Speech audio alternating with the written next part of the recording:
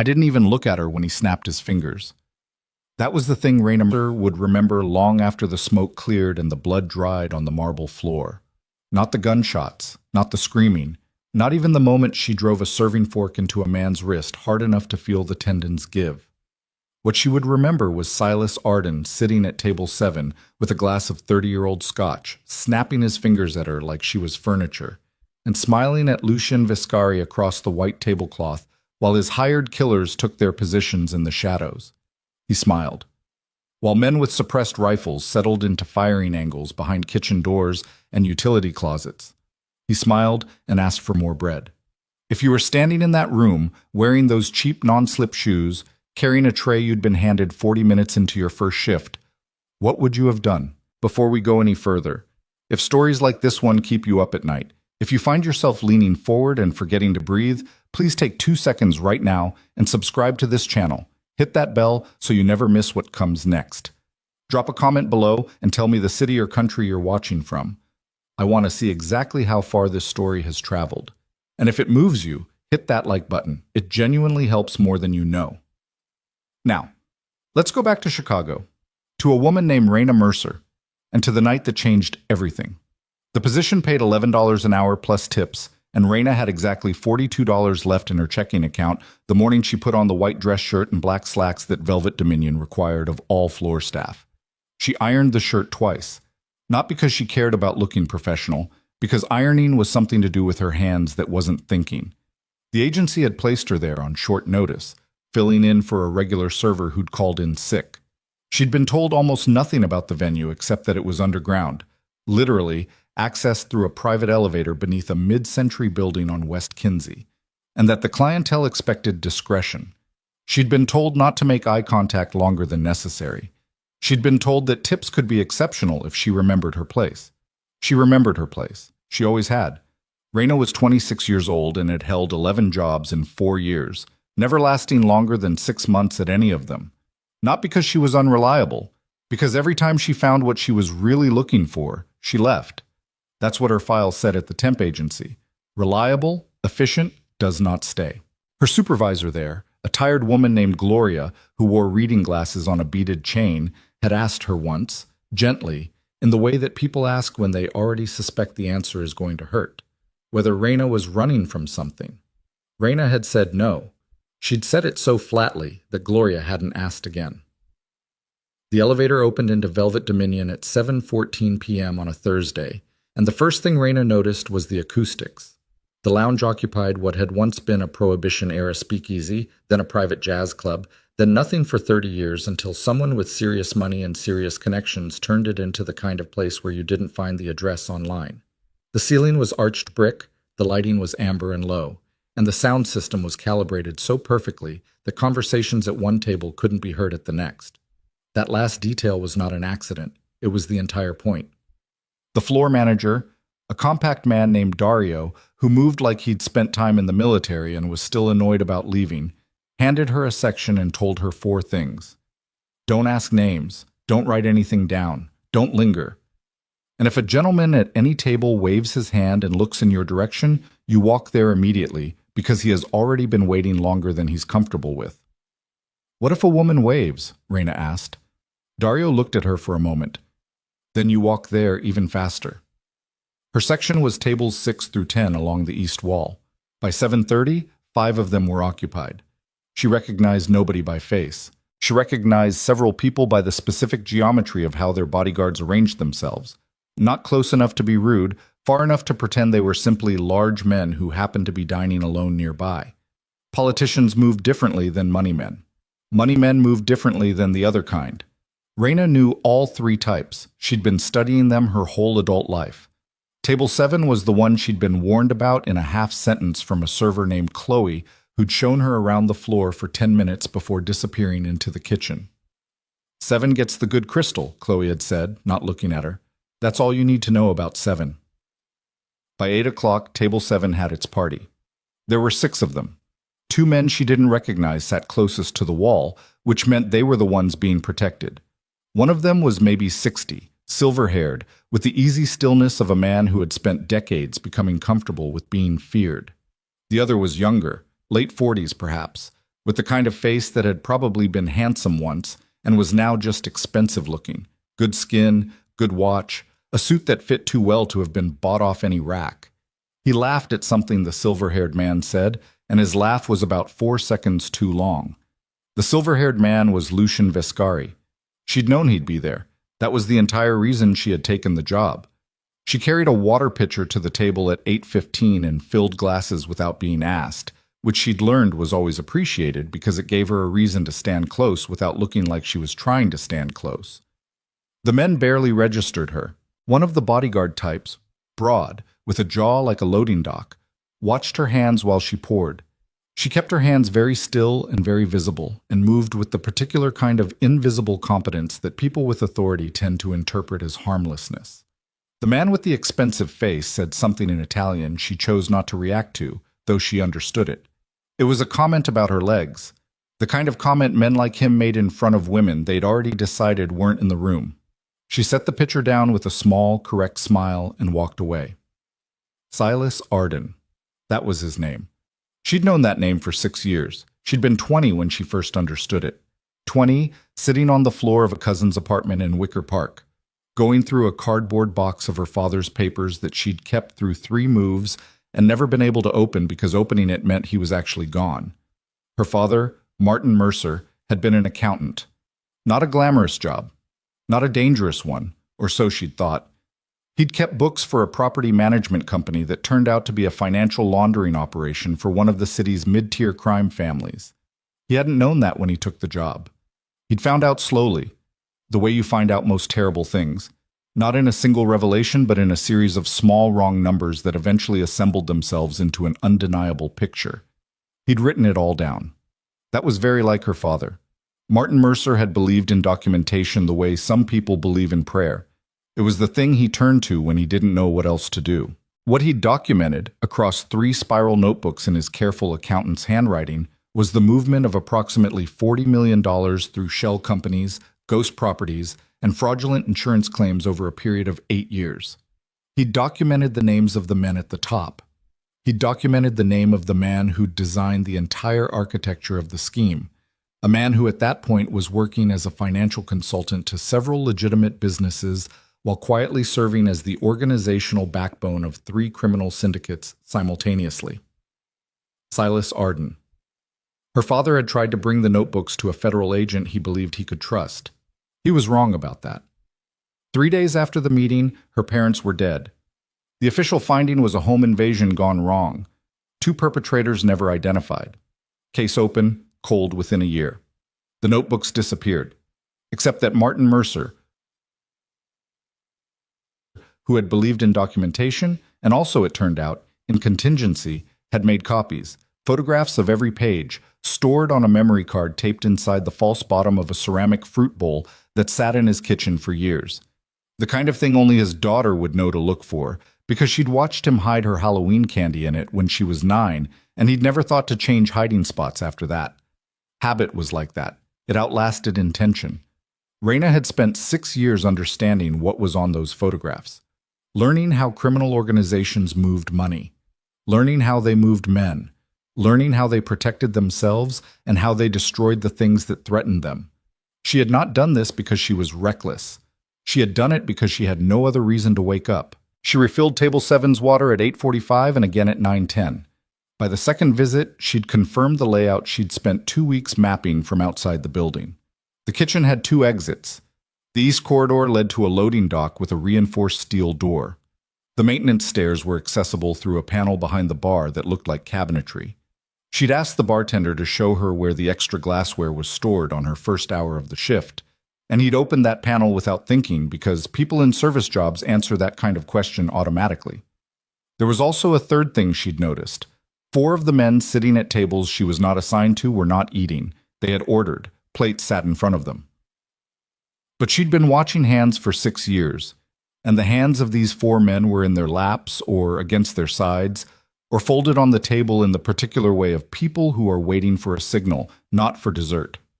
One of them, the man at table 3, a 2-top pushed against the north wall, had positioned his chair so his back was to the room.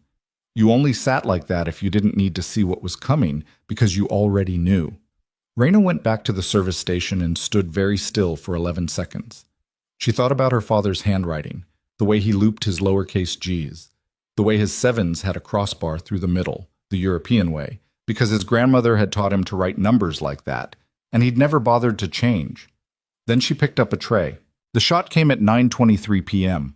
through the acoustically perfect ceiling that turned out to be not quite as reinforced as the architect had intended, because a sniper with the right equipment and the right angle from the building across the alley didn't need to come through the door. The first shot hit the empty chair to Lucian Viscari's left. Not a miss. A message.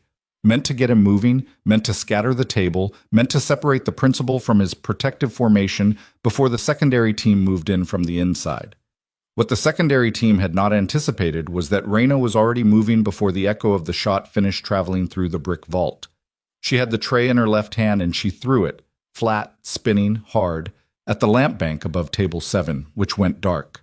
Then she was behind the serving cart, which was one of the old, solid, brass-wheeled hotel-style carts that Velvet Dominion used because they fit the aesthetic, and she hit it with her full body weight and drove it into the east wall at an angle that put Lucian Viscari between the solid marble column and 200 pounds of stainless steel and heavy oak.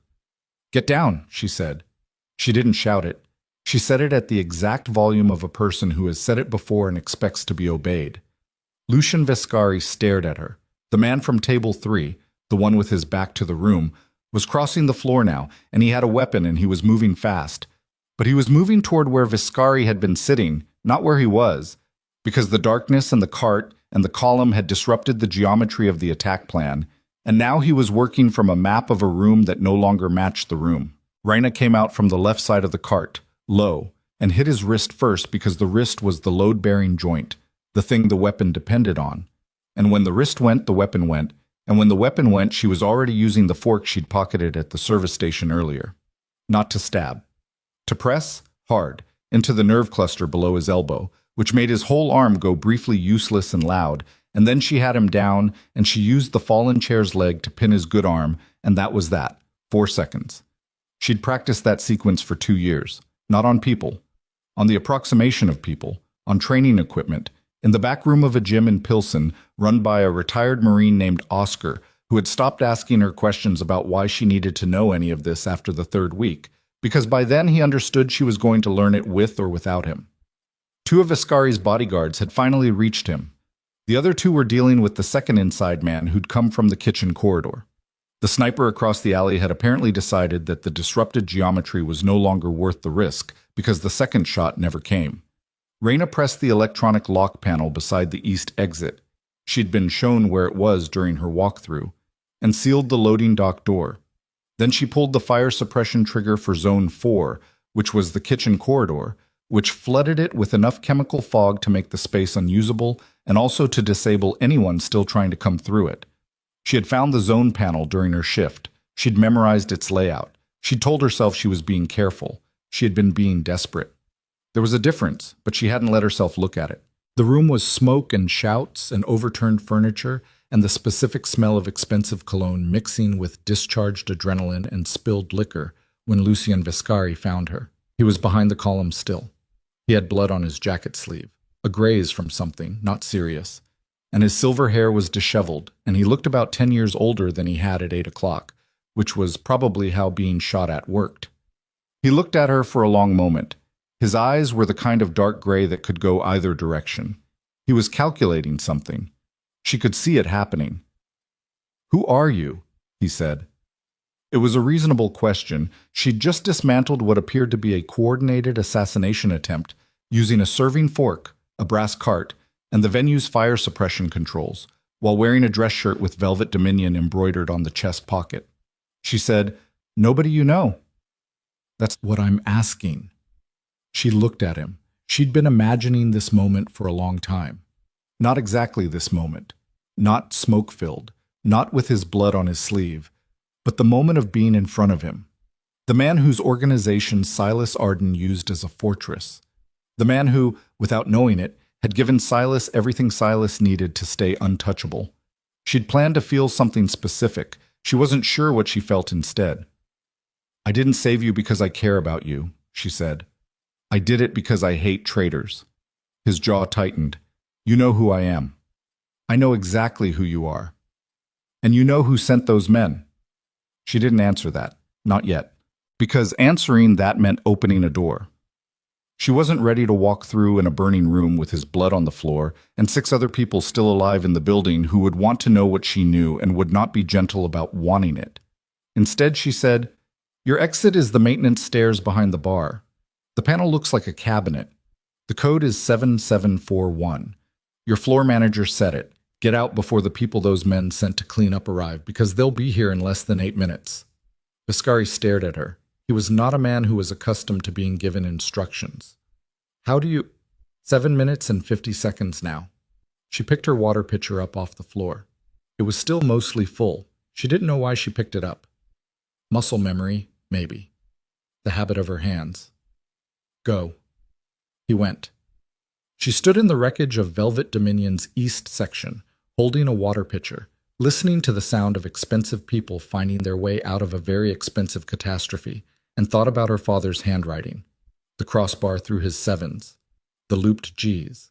She thought, not yet, but close. She set the pitcher carefully on the nearest flat surface and walked toward the exit. She was 3 blocks away when the black SUV pulled up beside her. It didn't screech. It didn't rush. It simply appeared, the way things appeared in this city when someone with enough money wanted to find you, and matched her walking pace for about 4 seconds before the rear window came down. Lucian Viscari said, "Get in." Raina didn't break stride. "No." That wasn't a request. "I know what it was." She kept walking. "I'm still saying no." There was a pause. The kind of pause that in most situations meant a door was about to open and something unpleasant was about to follow. Instead, she heard him exhale. A short, controlled sound, like a man recalibrating. "You knew the panel code," he said through the window. "You knew the zones. You knew which exits they'd sealed and which ones they hadn't. You knew the layout of my security formation better than 2 of my own men did tonight." Another pause. "So either you were sent to kill me and changed your mind at the last second, or you've been planning something in that building for a while. Either way, I need to know which one." Raina stopped walking, not because she was afraid, because he was right, and she respected the precision of it. She turned and looked at him through the open window. In the ambient light of the street, he looked older than he had inside. The graze on his arm had been wrapped with something, probably a handkerchief, and his collar was open, and there was a specific kind of exhaustion in his face that had nothing to do with the hour. It was the exhaustion of a man who had just discovered that the room he thought he controlled had been full of people with their own agendas. She knew that exhaustion. She'd lived in it for 6 years. "I didn't change my mind," she said. "I never wanted you dead." "Then get in the car, because in about 4 minutes the people who did want me dead are going to start wondering where the waitress went, and if they're competent, which I have to assume they are given tonight, they're going to find the answer." She got in the car. The interior smelled like leather and cigarette smoke that someone had tried to cover with something cedar-scented and failed. 2 men in the front, neither of whom looked at her. Vescari beside her, watching her with the focused stillness of a man who had spent his life reading people and was currently finding her difficult to read, which she suspected didn't happen to him often. They drove in silence for a while. The city moved past the tinted windows. "You're not going to tell me your name," he said. It wasn't a question. "Raina." "Last name?" "Not yet." He looked at her for a long moment, then he nodded, once the way men like him nodded when they were filing something away rather than accepting it. "All right. Raina." He said her name the way people said names they weren't sure were real. "Where do you want to be dropped?" "I don't." Something shifted in his expression. "You want to come with us?" "I want to not be on the street where your enemies can find me. Yes." She looked at her hands in her lap. The knuckle of her right index finger was swollen where it had hit the man's wrist wrong. She'd been slightly off angle, which was the difference between clinical and desperate, and she'd been desperate tonight more than she'd intended. "I also want to know what you're going to do next." "Why?" "Because what you do next determines whether tonight was a temporary problem or a permanent one." He studied her. "And you think you have an opinion on that?" "I think I have information on that." The car stopped. Not at a destination, at a red light. And in the brief stillness, Raina became aware of the man in the front passenger seat, watching her in the visor mirror. Young, maybe 30, with the kind of flat watchfulness that came from training rather than instinct. His right hand was resting on his thigh in a position that wasn't casual. She looked back at the mirror until he looked away. "Marco," Vescari said, not looking at the young man. "Eyes forward." Marco put his eyes forward. They ended up at a building in the West Loop that looked from the outside like a mid-range import business. Corrugated steel facade, loading dock, a sign about wholesale tile that had been there long enough to be weathered, but not long enough to be believed. Inside was different. Inside was the kind of space that had been built by people who expected to spend serious time in it. A long table, monitors along one wall, a small kitchen annexed off the main room, 2 interior doors that Raina counted and noted and filed. There were 5 people waiting when they arrived. She read them fast, the way she'd trained herself to read rooms, postures, sight lines, the arrangement of hands. 3 men, 2 women. All of them looked at Vescari first, which told her about loyalty. Then they looked at her, which told her about training. One of the women, late 30s, dark hair pulled back, a scar along her jawline that had been there long enough to settle, kept looking at Raina 2 beats longer than the others, which told her about instinct. "Who's she?" the scarred woman said. Not to Raina, to Vescari. "Someone who was at Velvet tonight." "Staff or guest?" "Staff." The room temperature dropped about 3 degrees. "You brought a staff member here." The scarred woman's voice was very even. The evenness was doing a lot of work. After a hit. "Elena." Vescari's voice was calm. "I'm asking a reasonable question, Lucien." "You're asking it in a tone I'd rather you didn't." Elena looked at Raina with the particular expression of someone running a calculation they expect to come out negative. She knew things she shouldn't know. "You said so in the car."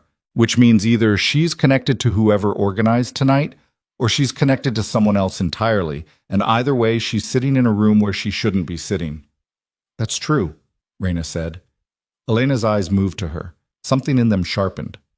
"I'm sitting somewhere I shouldn't be sitting," Raina continued. "I know things I shouldn't know. All of that is accurate." She kept her voice flat, not aggressive, not apologetic, the specific register of someone who wasn't asking to be liked. "But the men who came through your kitchen tonight weren't freelancers.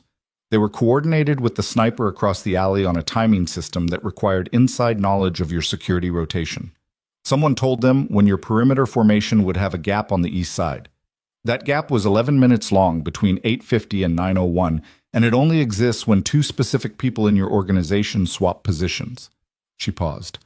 "I've been watching your security rotation for 2 weeks. I clocked that gap on day 4. If I clocked it, someone closer to you clocked it a long time ago." The room was very quiet. Vescari was watching her with an expression she couldn't entirely read. Behind it was something that might have been calculation, or might have been something with more edge to it. 2 weeks, he said. "Yes." "You've been running surveillance on my organization for 2 weeks. On the building, on the movement patterns, on the people who came and went." She met his eyes. "I wasn't there to hurt you." "Then what were you there to do?" She held his gaze. "Find someone." "Who?" She didn't answer, not yet, because the room had 5 other people in it, and she didn't know yet which of them she could afford to trust with the answer. She'd spent 6 years learning that the most dangerous thing a person could do was tell the truth to the wrong audience. Elena made a short sound that wasn't quite a laugh. "She's not going to tell you. You understand that. She walked into this room with a plan, and the plan does not include answering your questions until she's ready." "Elena," one of the men said. "No, I'm right. Look at her." Elena tilted her head slightly. She's not scared. She's been in rooms like this before, or she's been prepared for rooms like this, which is almost the same thing, and she's deciding right now how much to give you and how much to hold back. A pause. "Which means she has leverage, and she knows it." Raina looked at Elena and thought, "You're good." Then she thought, "That's the problem." "I want a room," Raina said to Vescari. "Somewhere I can sleep for a few hours. And I want you to not go anywhere or make any decisions about tonight until morning, because whatever you're planning to do based on what you think you know about who attacked you, you're probably wrong about at least one crucial detail. And you'll correct that detail in the morning. When I've decided you're someone I can correct it to, yes." She watched something move through his expression, frustration, and under the frustration something more complicated. A man being asked to wait when every instinct he had was built for action. She'd thought about this part too. Men like Viscari didn't weather uncertainty well. They moved. They acted. They turned ambiguity into decision the way pressure turned coal into something harder. She was asking him to sit in the ambiguity. She wasn't sure he could do it. After a long moment, he looked at Elena. "Give her the back room." Elena stared at him. "Elena, you're making a mistake. I make them periodically." He turned away from both of them, towards the monitors. "She gets the back room. Someone outside the door. Not because she's a prisoner, because the people who arranged tonight are still out there, and she just made herself a loose end." Reina followed Elena through the left interior door and down a short corridor to a room that had a cot, a lamp, a steel-framed chair, and nothing else. Elena opened the door and held it without going through, looking at Reina with the expression of someone who has put down a hand and is watching the other player decide whether to call. "You have maybe 12 hours, Elena said quietly, "before he decides the not knowing is worse than the risk of the wrong answer." "I know. He'll look like he's being patient. He won't be." "I know that too." Elena held the door for another second. "Who did you lose?" she said. Her voice had dropped. The edge was still there, but under it was something that understood the question from the inside. Reina looked at her. "Nobody decides to go undercover as a waitress in a mafia-adjacent lounge," Elena said, "without a specific reason. And the specific reasons are always the same. You lost somebody. You want to find whoever took them." She let go of the door. "Get some sleep." She left. The door didn't lock. Reina checked, and she sat on the edge of the cot in the dark and put her face in her hands and tried to remember the last time she'd slept more than 4 hours in a row. She couldn't. She lay down in her dress shirt and slacks and closed her eyes and thought about her father's fruit bowl. The weight of it. The way it had sat on the kitchen counter for 11 years, full of apples and pears and once a very optimistic pineapple, hiding the most dangerous secret he ever kept because he'd believed that ordinary things were the safest hiding places. He hadn't been wrong. He'd just been wrong about everything else. She woke up at 4 a.m. to the sound of raised voices from the main room. Not shouting. Raised, the specific controlled elevation of men who are angry but trained enough to keep the anger below the threshold of volume. She was on her feet before she was fully conscious, which was a habit she'd built in the years since she'd stopped feeling safe anywhere. She went to the door and opened it a crack. Viscari was standing at the main table. Across from him was a man who hadn't been there the night before. Older, maybe 65, with white hair cropped close and a suit that was slightly wrong for the hour, too formal, like someone who'd been called from somewhere important. He was leaning on the table with both hands, and his voice had the particular texture of someone who was choosing their words while furious, which was harder than simply being furious, and most people couldn't sustain it. "You should have called me immediately," the man said. "The moment you were in the car. I should have been the first call." "You were my fourth call, Silas." Reina stopped breathing. "Your fourth." The man straightened. Silas Arden was taller than she'd imagined. She'd looked at photographs, of course. Had spent hours looking at photographs. But photographs didn't carry the specific gravity of him, the way he occupied space as if the room owed him something. "Who did you call before me?" "My doctor, my security coordinator, my lawyer." Viscari's voice was even. "All of whom had immediate functional necessity. And I don't." "I didn't say that." "You implied it." Silas moved around the table. Not toward Viscari, laterally, the way a man moved when he was thinking on his feet, and the thinking was making him restless. Two teams, inside and outside. Synchronized. This wasn't opportunistic, Lucian. This was planned weeks in advance by someone who knows your patterns. "I'm aware." "Then you know what that means." Silas stopped moving. This came from inside. Reina watched Viscari's face through the crack in the door. He was doing something she recognized, processing, behind a completely still exterior, the way she'd learned to process, because in her experience the most dangerous thing you could do when you received terrible information was let anyone see it land. "We've had betrayals before," Viscari said. "Not like this. Not coordinated to this level." Silas clasped his hands behind his back. "I've been running through the access points. Who knew the security rotation? Who knew the Eastern Gap? Who could have passed that information out without triggering any of our monitoring systems? He paused. The list is very short. How short? 6 people, not counting you. Another pause. And the woman you brought in last night. The word landed. Reyna felt it from across the corridor. Viscari's expression didn't change. She was there to prevent the attack. She was there and the attack happened. Those aren't mutually exclusive. Silas's voice was perfectly reasonable, which was what made it so precise.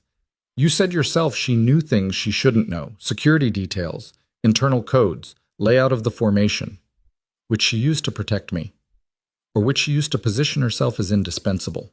Silas turned to look directly at the door behind which Reyna was standing. She went very still. The angle was wrong. He couldn't see through the gap from where he stood, but instinct didn't care about angles. Where is she now? Resting. I'd like to talk to her. In the morning. Lucien. Silas turned back to him, and something shifted in his expression. Something grandfatherly, something that was meant to land like concern, and did. She could see it, could see Viscari's shoulders settle fractionally at the tone of it. I have been with you for 23 years. I have been with you through things that would have broken anyone else.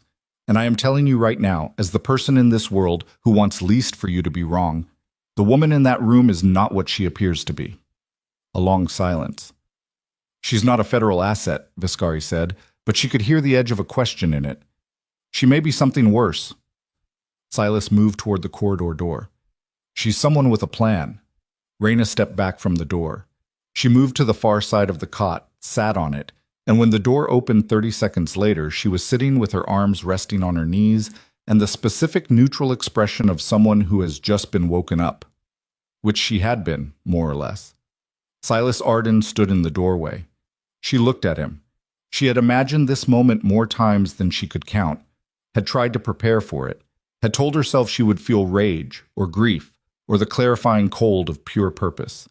Instead, what she felt was something she hadn't expected, the strange calm of a person who has been waiting so long for something that when it finally arrives, the waiting itself becomes a kind of quiet. He looked at her the way men in his position looked at things they were trying to assess. She was an unknown, an inconvenience, a variable to be resolved. He had no idea. You should know, Silas said, his voice perfectly warm and perfectly modulated, the voice of a man who had practiced being trusted, that everyone here wants to understand how you found yourself in that restaurant tonight, the full picture. He smiled. It was a good smile. She could see exactly why it had worked for as long as it had. I'm sure you understand the need for clarity. Of course, Reyna said. Then I hope you'll give it to us. He leaned one shoulder against the doorframe. Starting with your full name. She met his eyes. 6 years. Her parents in the ground. 3 notebooks in her father's handwriting and a memory card taped inside a ceramic fruit bowl that she still had, still carried, because she couldn't bring herself to leave it anywhere. Mercer, she said. Reyna Mercer. She watched his face. For a fraction of a second, less than a second, less than half a second, the kind of duration that only existed in retrospect, something crossed his features. Not recognition, not fear. Something that moved through him like a current through still water, visible only in the way the surface changed before settling back to calm. Then the smile returned. Well, Reyna, he said, I think we have a lot to talk about. He pushed off the doorframe and walked back down the corridor. Reyna sat on the cot and waited until his footsteps faded. Then she exhaled, one controlled breath, and pressed both palms flat against her thighs to stop them from shaking. He'd recognized the name. She was certain of it, which meant that in the next few hours, before she was ready, before she'd built the structure of proof she needed, before Lucien Viscari trusted her enough to hear it, Silas Arden was going to start trying to remove her from the equation. She stood up. She had not come this far to disappear the same way her father had. The back room had one exit, the corridor, the main room, and then out, which meant she needed to get to Viscari before Silas did, tell him enough of the truth to create doubt, and then hold that doubt against whatever Silas was about to say about her. She had the photographs on a drive she kept on her person, always, in a waterproof case sewn into the lining of her left shoe, because she'd learned from her father that ordinary things were the best hiding places, and she'd put his lesson into the most ordinary object she carried, She had the evidence. She had the name. She had 6 years of preparation. What she didn't have was time. She moved to the door, opened it, stepped into the corridor, and found Elena standing there with 2 cups of coffee, looking at her with the careful expression of someone who has been listening to the same raised voices from the same distance and arrived at some of the same conclusions. Elena held out a cup. Reina took it. "He recognized your name," Elena said. It wasn't a question. "Yes." "How bad is that?" Reina wrapped both hands around the cup. The coffee was hot and bad, and she drank it anyway because her hands needed something to hold. "It means the next move isn't mine." Elena looked at her for a long time. "Then we need to make sure Lucian hears your version first." "He won't believe it." "He might not, but he'll remember it." Elena turned toward the main room. "And with Silas, the thing that matters isn't what Lucian believes. It's what he can't unhear." They walked out of the corridor together and into a room where Lucien Viscari was standing at the monitor wall with his back to them, and Silas Arden was seated at the table with his hands folded and his good smile in place, and every line of him read patience. The patience of a man who already knew how this scene ended because he had written it. Reina set her coffee down on the nearest surface. "There's something you need to know," she said. Viscari turned. Silas looked at her, and for one moment, beneath the warmth and the calculation and the 23 years of practiced trustworthiness, she saw it again. That current through still water, that fraction of recognition. And then it was gone. "The men who came through your kitchen last night," she said, looking at Viscari, only at Viscari, "weren't sent by a rival family. They were sent by someone inside yours. Someone who has been running a parallel operation inside your organization for years. Someone who let you build everything while they skimmed the foundation out from under it." The room was completely still. "I can prove it," she said, "but you have to be willing to hear who it is." Viscari looked at her. Then he looked at Silas. Silas's expression was sorrow. Practiced, perfect, devastating sorrow. "Lucien," he said softly. "She's trying to create a distraction. This is what they do." And Reina watched the thing she'd feared most. She watched Viscari's face do exactly what Silas had trained it to do over 23 years, which was to look at Silas when things were uncertain and find something there that felt like ground. She had one move. She reached into her left shoe. She pulled the drive out of the lining of her shoe and set it on the table. It was small, the kind of thing you could lose in a coat pocket, forget about for months, find again and not remember what was on it. A flat waterproof case no bigger than a matchbook, and inside it a drive that contained photographs of 3 spiral notebooks in her father's handwriting, covering 8 years of financial transactions, shell companies, ghost properties, manufactured gang wars, and the names, in her father's careful, crossbar 7 handwriting, of every person who had signed off on the operation that had killed 2 witnesses, framed an innocent man, and then killed him and his wife in their home on a Tuesday night, and called it a robbery. She set it on the table and she did not look at Silas. She looked at Lucien Viscari. "My father's name was Martin Mercer," she said. "He was an accountant. He worked for a property management company called Halcyon Asset Group from 2001 to 2009. In 2009, he discovered that Halcyon was a front, not just for one organization, but for a coordinated financial architecture that was simultaneously laundering money for 3 separate criminal syndicates while engineering conflicts between them to keep them too busy fighting each other to notice the money disappearing." The room was very still. She kept her eyes on Viscari. "He documented everything. Names, dates, account numbers, transaction sequences. He took it to a federal contact he believed he could trust. That contact passed it up the chain, and somewhere in that chain was a person who was being paid to make problems like my father disappear." She paused. "My parents were killed on March 14th, 2009. I was 19. The official report said home invasion. The case was never solved." Viscari had not moved. His expression had not changed. But something in the quality of his stillness had shifted. It was no longer the stillness of a man being strategic. It was the stillness of a man absorbing impact. "The name at the top of my father's documentation," Reina said, "the architect of the entire system, is on that drive." She finally looked at Silas. He was looking back at her with an expression of patient concern that was so well constructed she almost admired it. His hands were still folded on the table. His breathing was even. 23 years of practice, and it showed in every line of him. The complete absence of the thing that should have been there, the thing a human being felt when they were confronted with what they'd done. Lucienne, Silas said, in the voice of a man addressing a child who has been given a dangerous toy by a stranger. This is a fabrication. An extremely sophisticated one, but a fabrication. A woman appears on the night of an attack with a preloaded accusation and manufactured evidence. The photographs are dated, Raina said. The metadata is intact. The handwriting can be verified against my father's employment records, his tax filings, his signature on the lease for the apartment we lived in for 11 years. It is not fabricated. Metadata can be altered. By someone with significant technical resources, yes. My father was a bookkeeper from Cicero who taught himself accounting from library books because his family couldn't afford the certification program. She kept her voice flat. He was not fabricating anything. He was the most careful, meticulous, genuinely honest person I have ever known. And that is exactly why he had to be removed. Viscari reached out and picked up the drive. He looked at it in his hand for a moment. The physical weight of it, which was almost nothing, which was almost insulting given what it was supposed to contain. Then he looked at Raina. Then he looked at Silas.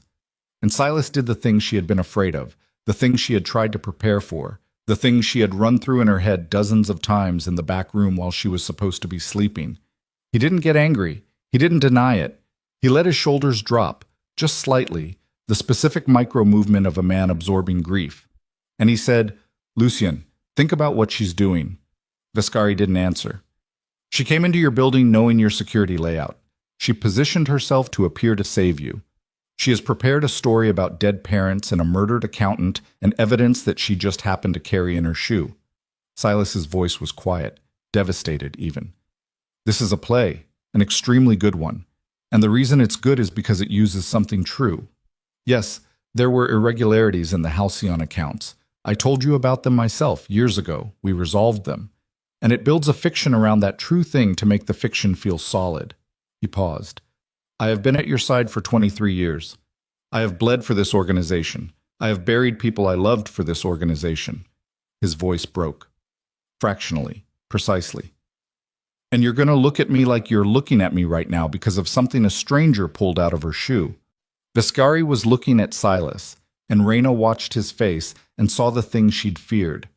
The 23 years of it, the specific gravity of a relationship built on crisis and survival, and the particular intimacy of men who had trusted each other in rooms where trust was the only currency that mattered. And she understood with a cold clarity that evidence was not going to be enough. Evidence was a document, Silas was a person, and people overrode documents every time, in every room, in every situation where the person had been there long enough to feel like the floor itself. She had made a mistake, not in coming here, not in the plan. The mistake was timing. She'd been pushed into this room before she was ready, before Viscari had enough distance from Silas to hear the name without the relationship being the first thing he felt. Viscari set the drive down on the table. He looked at Elena, who was standing near the corridor door with her coffee, and an expression that gave away nothing. Then he said, "I need to look at what's on this before anyone says anything else." "Of course," Silas said immediately, too immediately. "Of course you do. That's exactly right." The recovery was perfect. The performance of a man relieved that reason was prevailing.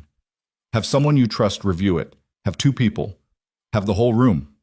Viscari picked the drive back up and handed it to Marco, who was still at his position near the monitor wall. "Get Torres on the phone. Tell him to come in." Marco left the room. Silas stood up from the table, unhurried, the movement of a man making space, being considerate. "I'll get some air," he said. "Give you room to work."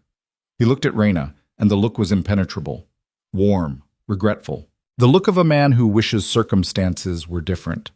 "I hope the drive shows what you believe it shows," he said, genuinely. He walked to the main door and out. Elena moved from the corridor doorway to the table. She sat down across from Raina and put her coffee cup down and looked at the space where Silas had been sitting. "He's making a call," Elena said quietly. "I know." "To whoever he has on the outside." "I know." Viscari looked at them both. "What are you two not telling me?" Raina folded her hands on the table. She was tired. The bone-deep, behind-the-eyes tired that came from running on adrenaline past the point where the adrenaline was doing any real work. She'd slept maybe 90 minutes. Her knuckle was still swollen. She could feel a bruise developing along her left ribs from where she'd hit the cart wrong in the chaos of the night before. "He recognized my name," she said to Vescari. "This morning, when he came to my room. I told him who I was and he recognized it. He covered it in under a second, but I saw it." Vescari was quiet. "He's not going to wait," she said. "He's not going to let the drive be reviewed and the story be assessed, and you arrive at your own conclusion over the next few days. He's going to move. Tonight, probably. Before morning." "Move how?" "I don't know exactly, but the people he uses are not the kind of people who leave loose ends." She looked down at the table. "My father was a loose end. My mother was a loose end. Whoever he called just now. I'm what they've been sent to deal with." A long silence. Somewhere outside, a truck moved through the street and the sound of it filtered through the walls. The ordinary, indifferent city going about its morning. "Why didn't you come to me directly?" Vescari said. "Months ago, a year ago. Why the restaurant?" "Because you wouldn't have seen me." She looked up at him. "Men like you don't meet with women who say they have evidence against someone you trust. You would have had me removed from the premises before I finished the sentence." She paused. "I needed to be in a position where you couldn't dismiss me, where you'd already seen what I could do before I told you what I knew. That's a dangerous way to make an introduction. Everything about this has been dangerous for 6 years." He looked at her for a long time. She couldn't read what was happening behind his eyes. Too many layers, too much calculation, and underneath it all the specific weight of a man being asked to consider that someone he loved, like family, had used him as a tool for 2 decades. "If what you're saying is true," he said, and his voice was different now, lower, the voice of a man speaking from a place he didn't let people see, "then everything I built is still standing," she said. "He built on top of what you built. He used your structure, your reputation, your loyalty to your people as a shield. The organization isn't corrupt. It's been exploited." She held his gaze. "There's a difference." He didn't answer, but something in his face shifted, not toward belief exactly, toward the edge of it, toward the place where a person stood looking over the rim of something and trying to decide if they were brave enough to look down. Then Marco came back into the room, and he was moving wrong, too fast, the particular urgency of someone carrying bad news who hasn't figured out how to say it yet. And Reina's stomach dropped before he opened his mouth. "Torres isn't answering," Marco said. "His phone goes straight to voicemail." Vescari frowned. "He always answers." "I know." Marco looked uncomfortable. "I sent someone to his place." "And?" A pause. "They found his front door open." The room absorbed that. Torres was Vescari's technical expert, the person who would have authenticated the drive, who would have served as the independent voice confirming what Reina's evidence showed. He was also, she now realized, someone Silas would have identified a long time ago as a vulnerability. Someone who might, if presented with the right evidence, arrive at the wrong conclusions. Silas had not made a single call outside. He'd made a call to someone who was already positioned. "He knew," Reina said. "He knew that Torres was who you'd go to. He's had contingencies in place for this exact scenario." She pushed back from the table and stood up. "We need to move. Right now. If he's removed your verification resource, his next step is to present you with a reason to act against me before I can be heard." "What reason?" Vescari said. "Any reason. A planted weapon. A fabricated federal connection. Evidence that I'm working for a rival family." She looked at him directly. "He's had 23 years to build a toolkit for this. He knows how you think. He knows what you respond to. He will construct something that feels completely real because he's been constructing completely real-feeling things your entire relationship." Vescari's jaw was tight.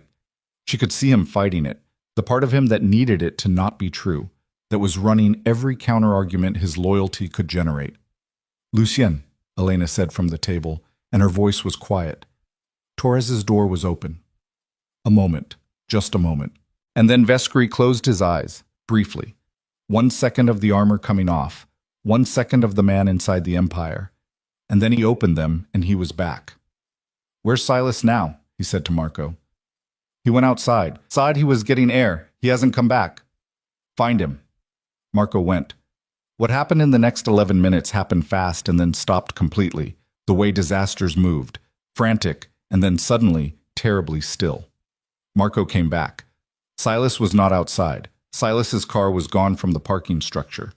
Silas's phone went to a message that said the number was no longer in service, which meant the SIM had been pulled, which meant the exit had been planned before he'd ever walked through the door of this building that morning. Silas had not come to help manage the crisis. He had come to assess the damage and determine whether to contain it or run. Reina had given him her name, and he'd made that decision in under an hour. Viscari stood in the middle of the main room and said nothing for a long time. No one spoke. Reina watched him. She had imagined this moment too, the moment when the man who had been used finally understood that he'd been used, and she had thought it would feel like justice beginning. It didn't. It felt like watching something break, and there was no satisfaction in that, no matter how necessary the breaking was. 23 years, Viscari said. He said it to no one in particular. He said it to the room. Then he looked at Reina. How long have you known? I've known Silas was responsible since I was 20 years old. And the full scope, how he was using my organization. I've been building that picture for 4 years. He nodded slowly. Processing. She could see the architecture of his thinking reorganizing in real time. Every memory of Silas being re-examined, every moment of advice reconsidered, every decision that Silas had shaped being held up to the new light and looked at from the new angle. It was a brutal thing to watch. She didn't look away. He'll run, Viscari said. No. She shook her head. He won't. He has too much infrastructure here. Too much he's built that he can't replicate somewhere else. He'll go to ground for a few days, and then he'll come back with a narrative. That you were compromised, that I was a plant, that he had to disappear for your protection. He has people in your organization who are loyal to him specifically, not to you. He'll use them to generate the story. How many people? I don't know exactly. At least 4 in your senior structure, possibly more. Viscari looked at Elena. Who would you trust right now? Right now, in this room? Who do you know, without a doubt? Elena considered it. She wasn't being dramatic about it. She was actually running the list, actually examining every face, which told Reina that Elena had already been doing this kind of triage privately for longer than tonight. Marco, definitely. Piersanti, Ewan. After that I start getting less certain. That's 4 people. Yes. He nodded again, absorbing it. 4 people in an organization of how many, Reina didn't know exactly. She'd estimated somewhere between 60 and 100 in the active operational layer, hundreds more in the peripheral structures. 4 people you could trust without qualification was a very thin foundation. He looked at Reina. The drive. What exactly is on it? Photographs of 3 notebooks. My father documented 8 years of transactions. The key entries are the ones that show money moving through Halcyon into accounts that I've since been able to trace. It took years. I had help from someone who used to work financial crimes for the state, into a holding structure that Silas controls under a different name. She paused. There's also documentation of 3 specific events. A witness disappearance in 2004 that was officially ruled accidental. A gang conflict in 2006 between 2 South Side families that killed 11 people and was actually engineered by Silas to eliminate a captain who was starting to ask questions about the money. And the financial trail behind the home invasion that killed my parents. Viscari's expression was very controlled. All of it leads to Silas, she said. The notebooks are the foundation. The 4 years of work I've done since is the structure built on top of it. Together, it's... She paused. It's enough. For the right people. What right people? She held his gaze. That depends on what you want to do with it. He looked at her for a long time. Then he turned to Marco. I want the building locked. Nobody in or out without my personal sign-off. All communication devices get held. Yes, including mine. We are completely dark for the next 6 hours. He paused. And I want every captain in my structure who isn't in this building right now on the phone in the next 20 minutes. Not a summons, just a check-in. I want to hear their voices and where they are. Marco moved. The room began to function. The specific controlled urgency of people who had been in emergency mode before and knew what it looked like. Elena started pulling names. Viscari stood at the monitor wall, and his expression was the expression of a man doing math he didn't want to do. Reina sat back down at the table. Her hands were steady now. The shaking had stopped somewhere in the last 20 minutes, not because things were better, but because there was nothing left to brace for. The worst had already arrived. She was still in it. Her shoe was on the floor. The lining was pulled back from where she'd extracted the drive. She looked at it. The ordinary shoe, the cheap non-slip restaurant shoe she'd bought for the job. And she thought about her father's fruit bowl, and she thought, he hid something ordinary inside something ordinary, and it survived 11 years. She had done the same. And it had survived, and it was in Vescari's hand, and Silas was gone. She had not imagined that part. She had imagined confrontation, exposure, the specific moment of Silas's face when the evidence was undeniable. She had not imagined him simply leaving, coolly, efficiently, without drama, because of course that was what he would do. A man who had operated without being caught for 23 years was not a man who stayed in rooms when the rooms became dangerous. He was a man who had already mapped his exits before he walked in the door. She should have anticipated that. She hadn't, because some part of her had wanted him to be there for the moment of reckoning, and wanting things made you blind to the logic that contradicted them. A phone rang across the room. Then another. Marco's face changed. He looked at Vescari, and the look was bad. "What?" Vescari said. "Piersanti just got pulled over." Marco's voice was careful. "Federal plates on the car that stopped him." A silence. "They're not pulling him in," Marco continued. "They just stopped him, talked to him for 2 minutes, let him go." Reina understood before Vescari did, and she stood up. "That wasn't a traffic stop," she said. "That was a message, to us, to show us they know where your people are right now." She looked at Vescari. "Silas isn't just running, he's activating. He has federal contacts. My father found that in the notebooks, the name of the agent who received my father's information and passed it to Silas. That contact may still be active." She felt something cold moving through her, not fear exactly, more like the recognition of a scope she hadn't fully calculated. If he activates his federal connection, he can have this building flagged as a criminal operation within hours. He can have warrants generated. He can bring law enforcement to you before you have time to build any kind of defense with the drive. Vescari's expression was iron. "He's not running," Reina said. "He's flipping the board. He's going to come after you with the apparatus that's supposed to stop people like you, because he has that apparatus in his pocket, and he's never had a reason to use it until now." She looked at the drive in his hand. "And if this building gets raided before we can get that evidence to someone who can actually act on it, it all disappears. Same as the originals disappeared. Same as my father disappeared." Vescari looked at the drive. Then he looked at her.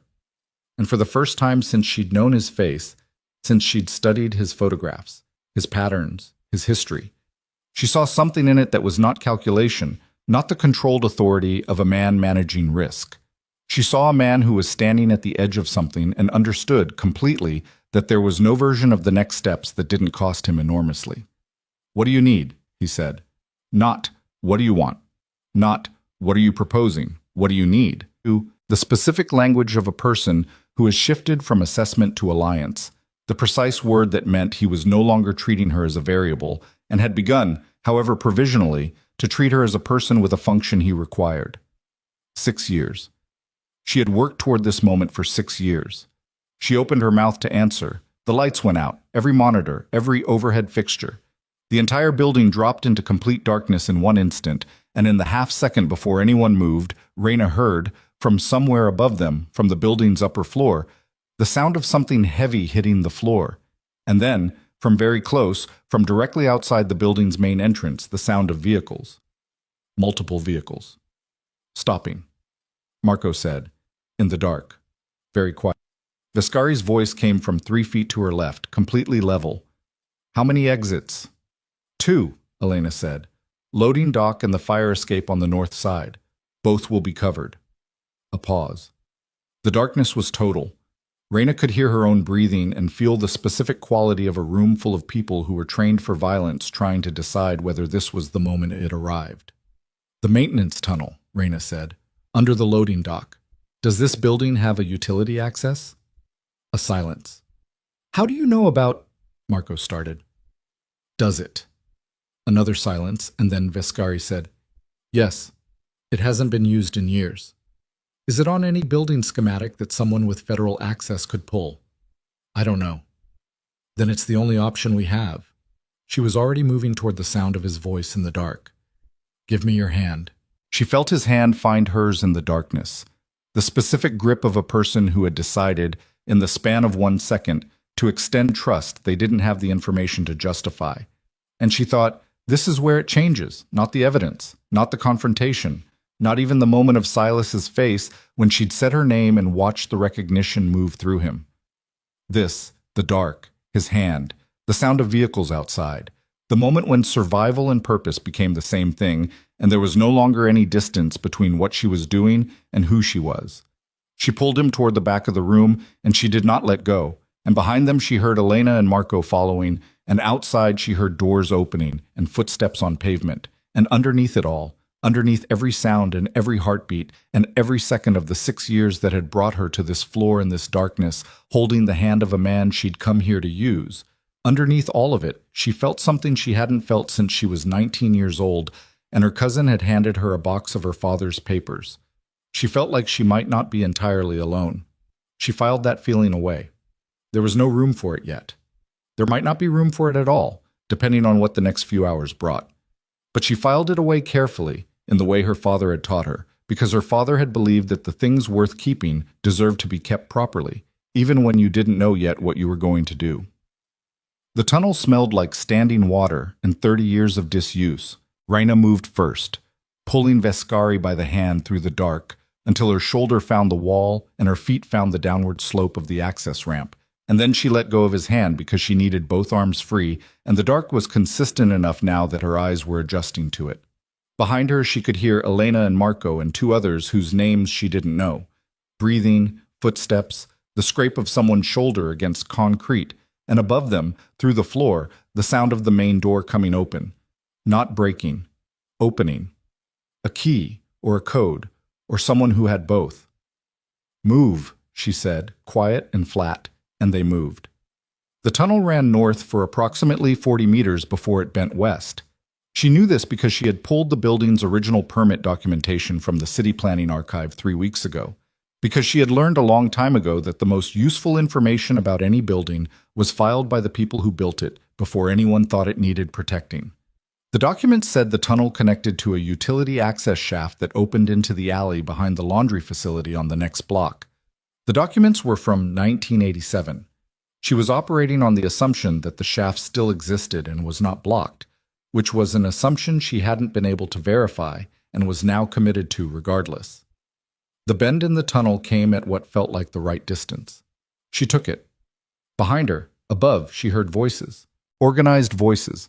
The specific cadence of people moving through a space in formation, calling clear, the language of tactical entry. That was the same whether the people doing it were law enforcement or the kind of men who wore law enforcement's clothing, because Silas Arden had spent 23 years acquiring the things that made imitation possible. She didn't know which these were. It didn't change what she was doing. The shaft was there. A vertical ladder, iron rungs set into concrete, disappearing upward into a darkness that was slightly less total than the tunnel. A thin line of gray at the top that meant street level, meant outside, meant the alley was accessible. The rungs were corroded, and she tested the first one with her full weight before she trusted it, and it held, and she went up fast. The hatch at the top was heavy.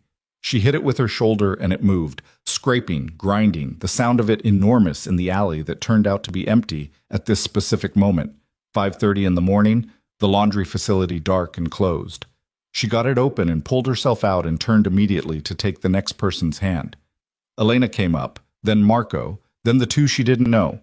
A lean man in his 40s named Reyes, and a younger woman named Park, who had a cut above her eyebrow from something that had happened in the building in the dark, and was pressing the back of her hand against it with the calm efficiency of someone who had decided to deal with it later.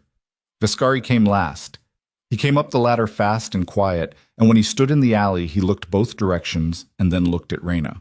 6 people in an alley at 5:30 in the morning with no vehicles, no phones, they'd left them in the building, and a drive in Vescari's inside jacket pocket that was either the most important thing in the city right now or, if Silas had moved fast enough, already meaningless. "The laundry has a delivery vehicle," Marco said, looking at the facility's side door. "I've seen it parked on this block." "Can you get into it?" Vescari said. "Probably." "Do it." Marco went. Raina looked at the alley entrance to the south, the direction of the building they'd just left, and watched it. Nothing yet. 30 seconds, maybe 45, before someone found the tunnel. Park had taken her hand away from her eyebrow. The cut wasn't deep, but it was the kind that bled dramatically. She pulled her jacket sleeve over her hand and pressed it back, and looked at Raina with the expression of someone who was doing triage and had decided Raina was the person to orient to. "You know where we're going?" "No," Raina said. "Not yet." "But you have an idea." "I have a list of places Silas can't have covered. It's a short list." "How short?" "1." Park absorbed that. "Okay." The delivery vehicle was a panel van, white, with the laundry facility's logo on the side in blue letters. Marco had it running in 90 seconds, which told Raina something about Marco's history that she filed away without comment. They got in. Vescari in the passenger seat, everyone else in the cargo area, which smelled like industrial detergent and had no windows. And they moved. Raina sat on the floor of the van with her back against the side panel and her knees up, and she breathed, just breathed. 4 counts in, 4 counts out, the way Oscar had taught her in the gym in Pilsen when she'd been too wired after training to come down, and he'd said, not unkindly, that a person who couldn't regulate their nervous system after a threat was a person who was going to make a mistake when it mattered. She had almost made several tonight. She was still in the window where one more mistake would end this. From the passenger seat, Vescari's voice came back through the partition. "Where?"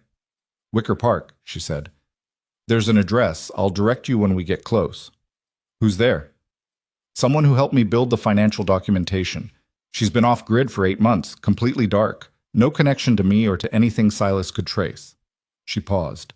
"She has a complete second copy of everything on the drive, plus 4 years of additional work, and she has a contact in the state attorney's office who is not in Silas's pocket because she spent 6 months verifying that before she agreed to be in the same room with him." A silence from the front. "You built a parallel structure," Vescari said. "Yes." "While you were working toward getting inside my organization." "Yes." "Because you didn't trust that getting inside would be enough." She looked at the floor of the van. "I didn't trust that anything would be enough, so I built redundancies." She heard herself say it, and heard, underneath it, the truth of what it had cost. The years, the isolation, the way she'd made herself into a specific instrument and let everything else in her life go quiet because there wasn't room for anything else. "I built redundancies because my father built one redundancy, and it was almost enough. I wasn't going to make the same mistake." Another silence. Then, "What's her name, the contact?" "Dara. That's all you need right now." He didn't push it. She was starting to understand that about him. He pushed when he thought it would move something and stopped when he understood it wouldn't, which was a more sophisticated calibration than she'd expected from a man whose reputation was primarily built on force. The van moved through the city. Raina listened to the tires on the pavement and tried to map where they were by the turns and the sound of the streets changing, and the thin gray of early morning that she could see through the gap between the cargo doors. She thought about Silas in a car somewhere, or not in a car, maybe already settled, maybe already in a room with a phone and a list. Because men like Silas didn't run in panic, they relocated and reestablished, and the relocation was probably already planned to the detail. She thought about the federal contact, the agent whose name appeared in her father's notebook, as the person Martin Mercer had trusted with the information that had gotten him killed. She had spent 2 years trying to verify whether that person was still active, still connected to Silas, still dangerous. She had never been able to confirm it either way, which meant she had to assume the worst, which meant the state attorney contact had to move fast and had to move through channels that didn't touch federal jurisdiction, which meant the next 6 hours were the entire window. After that, Silas would have had enough time to construct the counter-narrative, to file the reports, to make the calls, to build the structure of a story in which Lucien Vescari was the criminal and Raina Mercer was his asset, and Silas Arden was the concerned advisor who had tried to warn them all. I was good enough to do it. She had never underestimated him. She had simply bet that the truth, given enough preparation and enough time to reach the right people, was harder to bury than a lie. She was about to find out if she'd been right. Dara's building was a 3-flat on a residential street, unremarkable, with a hardware store on the corner and a church 3 doors down that had been converted to apartments sometime in the 90s. Raina had been here twice in the last year, both times on foot, both times after making sure she wasn't followed by the specific method of spending 3 hours walking an irregular route through neighborhoods that didn't connect to each other logically, which was tedious and exhausting, and had worked. She knocked the pattern, 4, pause, 2, and waited. Nothing for 30 seconds. She knocked again. The door opened on a chain and one eye and half of a face appeared in the gap, and then the chain came off, and the door opened fully, and Dara was standing there in the specific state of a person who had been sleeping lightly and alert and had come fully awake the moment the knock landed. She was 41, small, with reading glasses pushed up on her forehead and the look of someone who processed information faster than she spoke. She looked at Reyna, then at the 5 people behind Reyna, one of them bleeding from the eyebrow, all of them in varying states of physical deterioration. "How bad?" Dara said. "Silas ran," Reyna said. "He's activating the federal connection. We have a window and it's closing." Dara stepped back. "Get in." The apartment was the apartment of someone who had been living inside a specific project for a long time.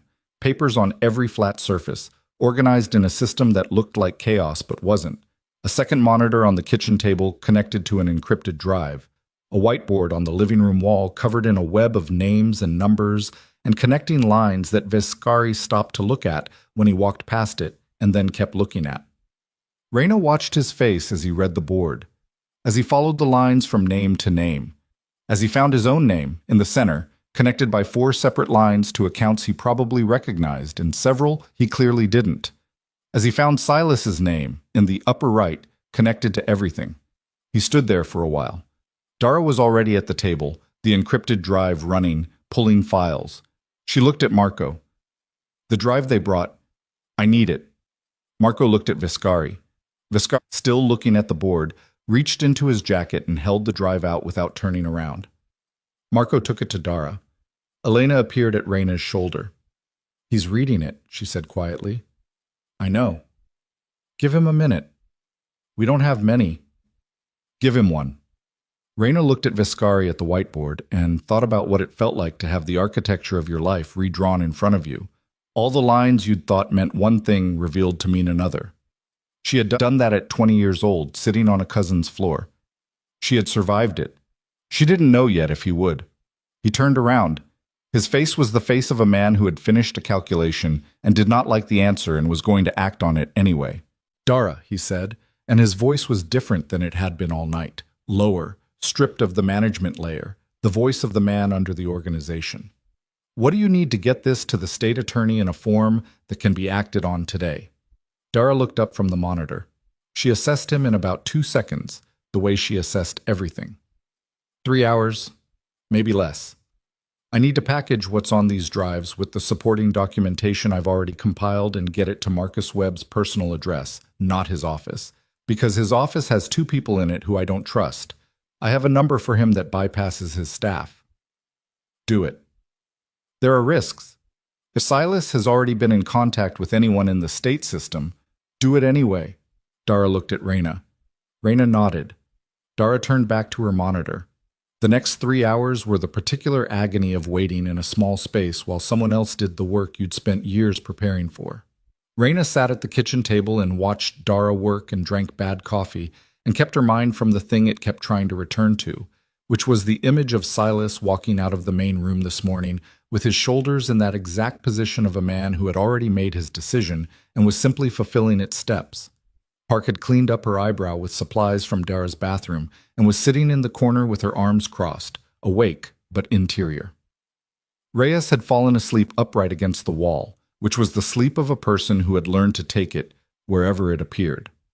Marco was by the door, watching the street through a gap in the curtain with the tireless attention of someone whose nervous system had been calibrated for exactly this kind of vigil.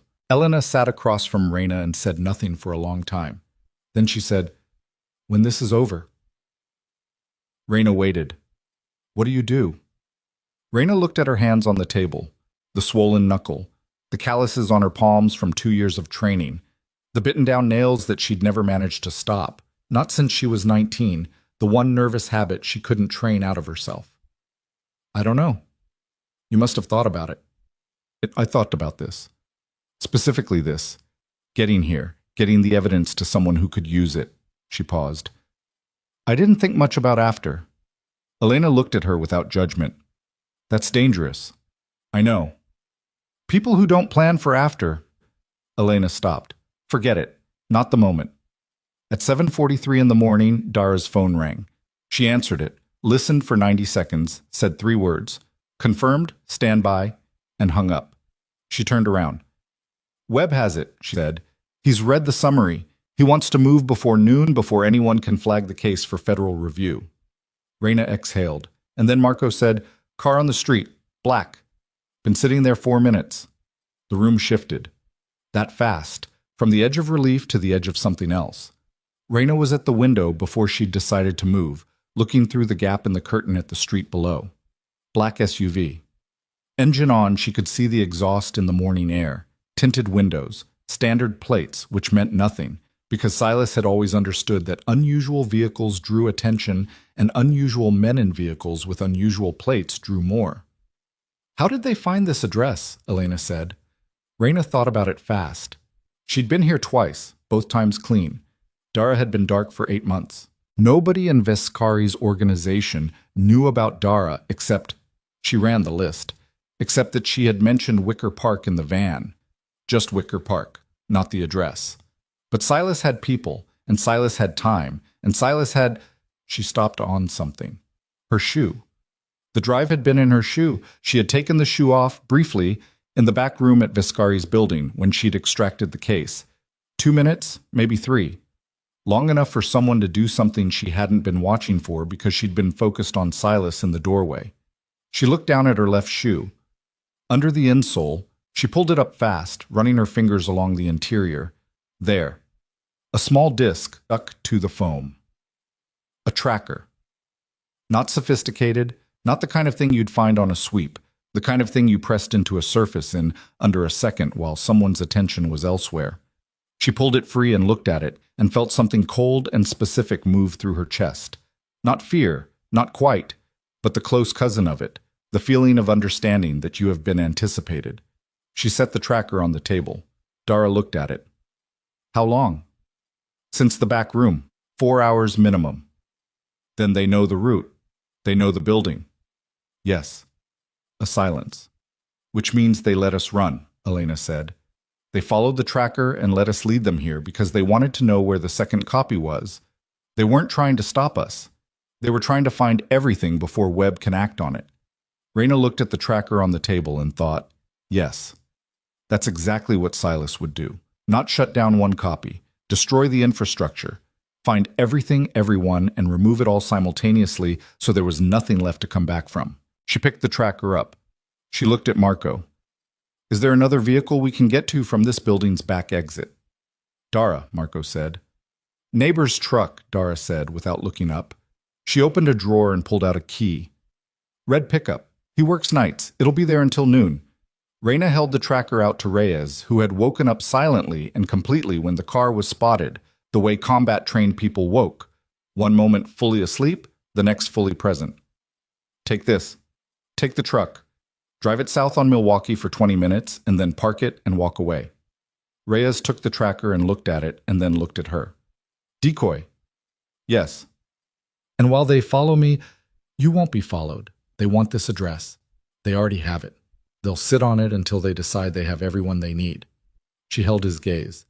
Which means we're moving right now out the back, all of us, before that car calls in that we're here, Vescari said, from the center of the room.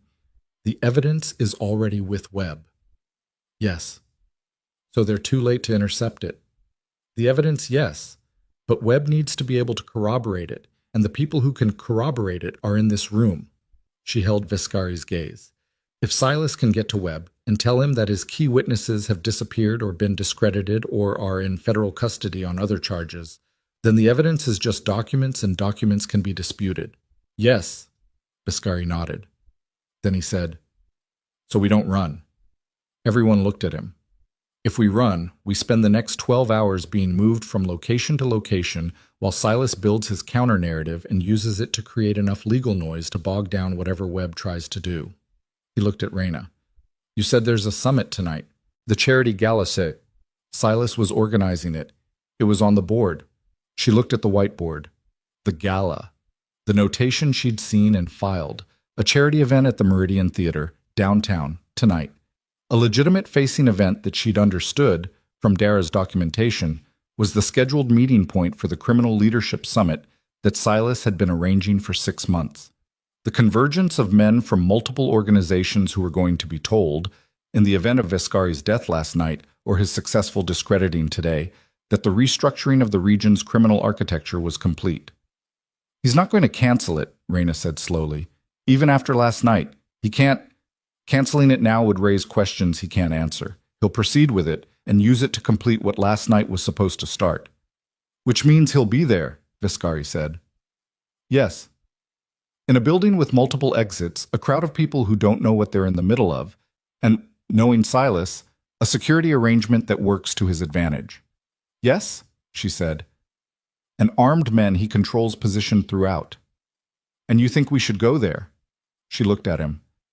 I think, she said carefully, that Silas has spent 23 years being the man in the room who controlled the information, who decided what was true and what was convenient and who knew what and when. Tonight is the one night he has to be in a room where he cannot control the information, because the people he's summoned there will need to see what they're committing to. She paused. If we walk in with Webb's people and the documentation, and we stand in that room in front of every captain and family head that Silas has assembled, he can't construct a narrative around that. He can't retroactively make that a planted story. We could also all die in that building. That's also true. Vescari looked at her for a long time. Then he turned to Marco. Get Webb on the phone. I don't have a phone. Dara does. Dara was already holding it out. Marco took it. Vescari didn't. He looked at Reyna and said, If we walk into that building tonight, what do you need? Time, she said. 20 minutes inside before anyone moves, long enough to make sure every person in that room has seen enough that it can't be walked back. 20 minutes in a room full of men who want me dead. Most of them don't want you dead. Most of them want to know who's reliable. Silas told them you weren't. We show them evidence that the problem wasn't you. She held his gaze. Your captains, the ones you know are clean, they need to be in that room, not to fight, to witness. Silas's power is information. Take the information away and all he has left is the men he's bought. And bought men are never as committed as you need them to be when things go wrong. He was quiet for a long time. Outside, the black SUV had been sitting for 8 minutes. Still there, still waiting. I have spent 23 years, Vescari said, very quietly, trusting a man who was using me as a building material. He said it to no one in particular. He said it to the floor. I would like very much to not spend the next 23 years knowing that I didn't finish this. He looked up. We go tonight. The gala was scheduled for 8 p.m. They had 14 hours, which sounded like enough time until you factored in the 14 hours Silas had to build his counterposition and the black SUV outside that would have to be dealt with, and the 6 people in this apartment with no phones, no vehicles except a neighbor's truck and a decoy tracker, and the question of who among Vescari's captains were actually clean and how you verified that in 14 hours without using any communication channel that Silas could monitor. Reyes left out the back with the tracker. The black SUV stayed on the street for another 3 minutes and then pulled away, following the signal moving south on Milwaukee, and the window that opened lasted approximately 30 minutes before they'd recalibrate and come back. 30 minutes to move 6 people and every piece of documentation to a location that didn't exist in any file Silas had access to. Reyna was already at the whiteboard, pulling names, building a list, working the problem the way her father had worked columns of numbers, methodically, without rushing, because rushing was how you missed the thing that mattered most. Elena appeared beside her. What do you need from me? I need to know which of your people have a venue contact at the Meridian Theater. Not a loyalty contact, a building contact. Maintenance, catering, event staff. Elena thought about it. Catering. One of our guys runs a company that does the high-end event circuit. He'd have crew going into the Meridian tonight for setup. That's the first thing. And the second. Reyna looked at the board, looked at the name Silas Arden in the upper right corner, connected by lines to everything. Looked at the ghost properties and the shell companies and the $40 million that had moved through her father's careful accounting before her father understood what he was holding, and made the choice that cost him everything. The second thing, she said, is that I need to walk into that building tonight knowing that Lucien Viscari believes me completely, not mostly, not provisionally. She turned to Elena. Can you make that happen? Elena looked at her for a moment with the expression of a woman who had spent her life in rooms full of men who needed things made possible and had developed a specific relationship with the question of whether she could. Show him the notebooks, Elena said. Not the photographs. The actual notebooks. You have them. Reina looked at her. You kept them, Elena said. I know you did, the originals, because you're the kind of person who keeps the thing that matters even when keeping it is dangerous, because your father kept it, and it's the only piece of him you have. Her voice was quiet and completely direct.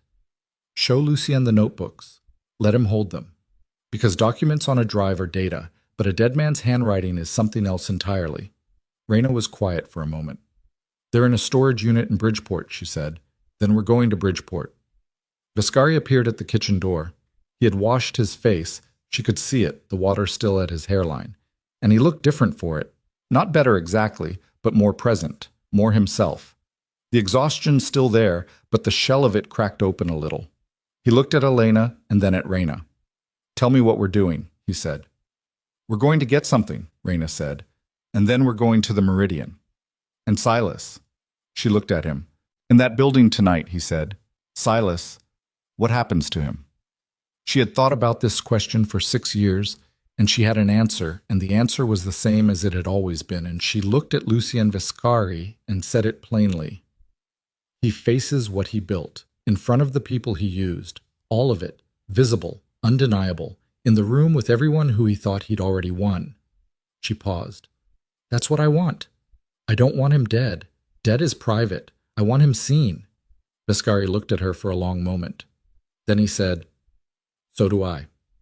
Outside, the morning was fully arrived, the city in its normal motion, indifferent and continuous, carrying its millions of ordinary lives through an ordinary Thursday, while beneath it, in the specific gravity of what had begun at a restaurant called Velvet Dominion and moved through tunnels and alleys and a Wicker Park apartment, the thing that had been building for 6 years was arriving at the storage unit, was in a row of identical orange doors on a street in Bridgeport that smelled like the Chicago River when the wind came from the south, which it did this morning, carrying with it the particular combination of industry and water and age that Reina had always associated with the South Side, in a way she couldn't explain and had never tried to. She had the key on a ring with 2 others, her apartment key and a key to a lock she no longer remembered the location of, kept, because losing keys felt like losing things, and she had lost enough. The storage unit was 8 by 10 feet and contained a bicycle she no longer rode, 3 boxes of her parents' belongings she had never been able to give away, and a fireproof safe that she had bolted to the back wall on the day she rented the unit 4 years ago. The safe took a combination and a key. Inside were the notebooks. 3 of them. Spiral-bound, college-ruled, the cheap kind you bought in multi-packs at the beginning of the school year. Her father had used them because they were what he had at hand. He'd grabbed them from the supply closet at his office on the day he understood what he was documenting, because he was a man of immediate practicality, a man who solved the problem in front of him with whatever was available. The covers were water-stained at the corners from sitting in a kitchen cabinet for years. The pages inside were dry and perfect and covered in his handwriting, every line level, every number precise, the crossbar through his 7s consistent as a signature. She lifted them out and held them, and did not let herself do what she wanted to do, which was to sit on the floor of the storage unit and put her face against the covers and stay there.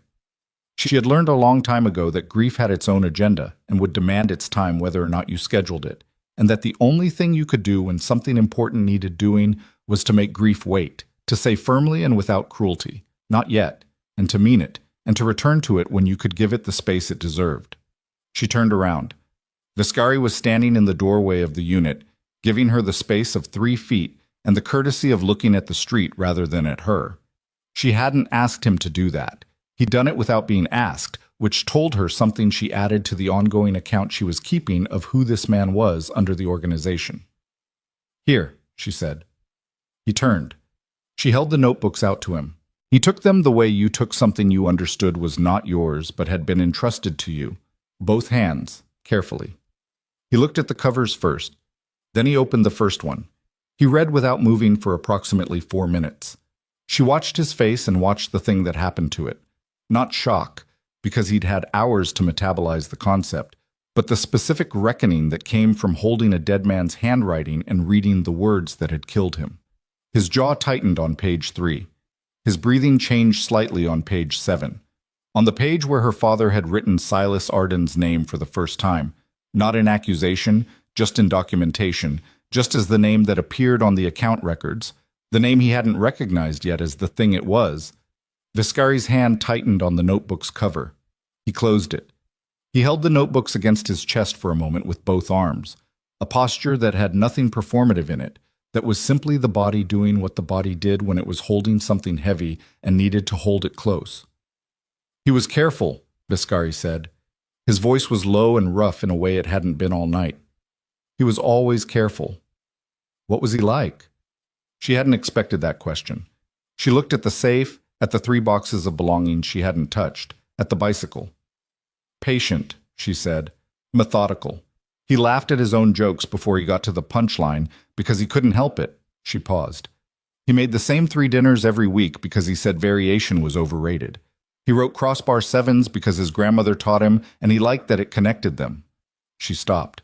He believed people were mostly trying to do the right thing and mostly failing for understandable reasons. He was wrong about that, in the end. But he believed it right up until it killed him. Viscari was quiet for a moment. Then he said, "I'm sorry." She looked at him.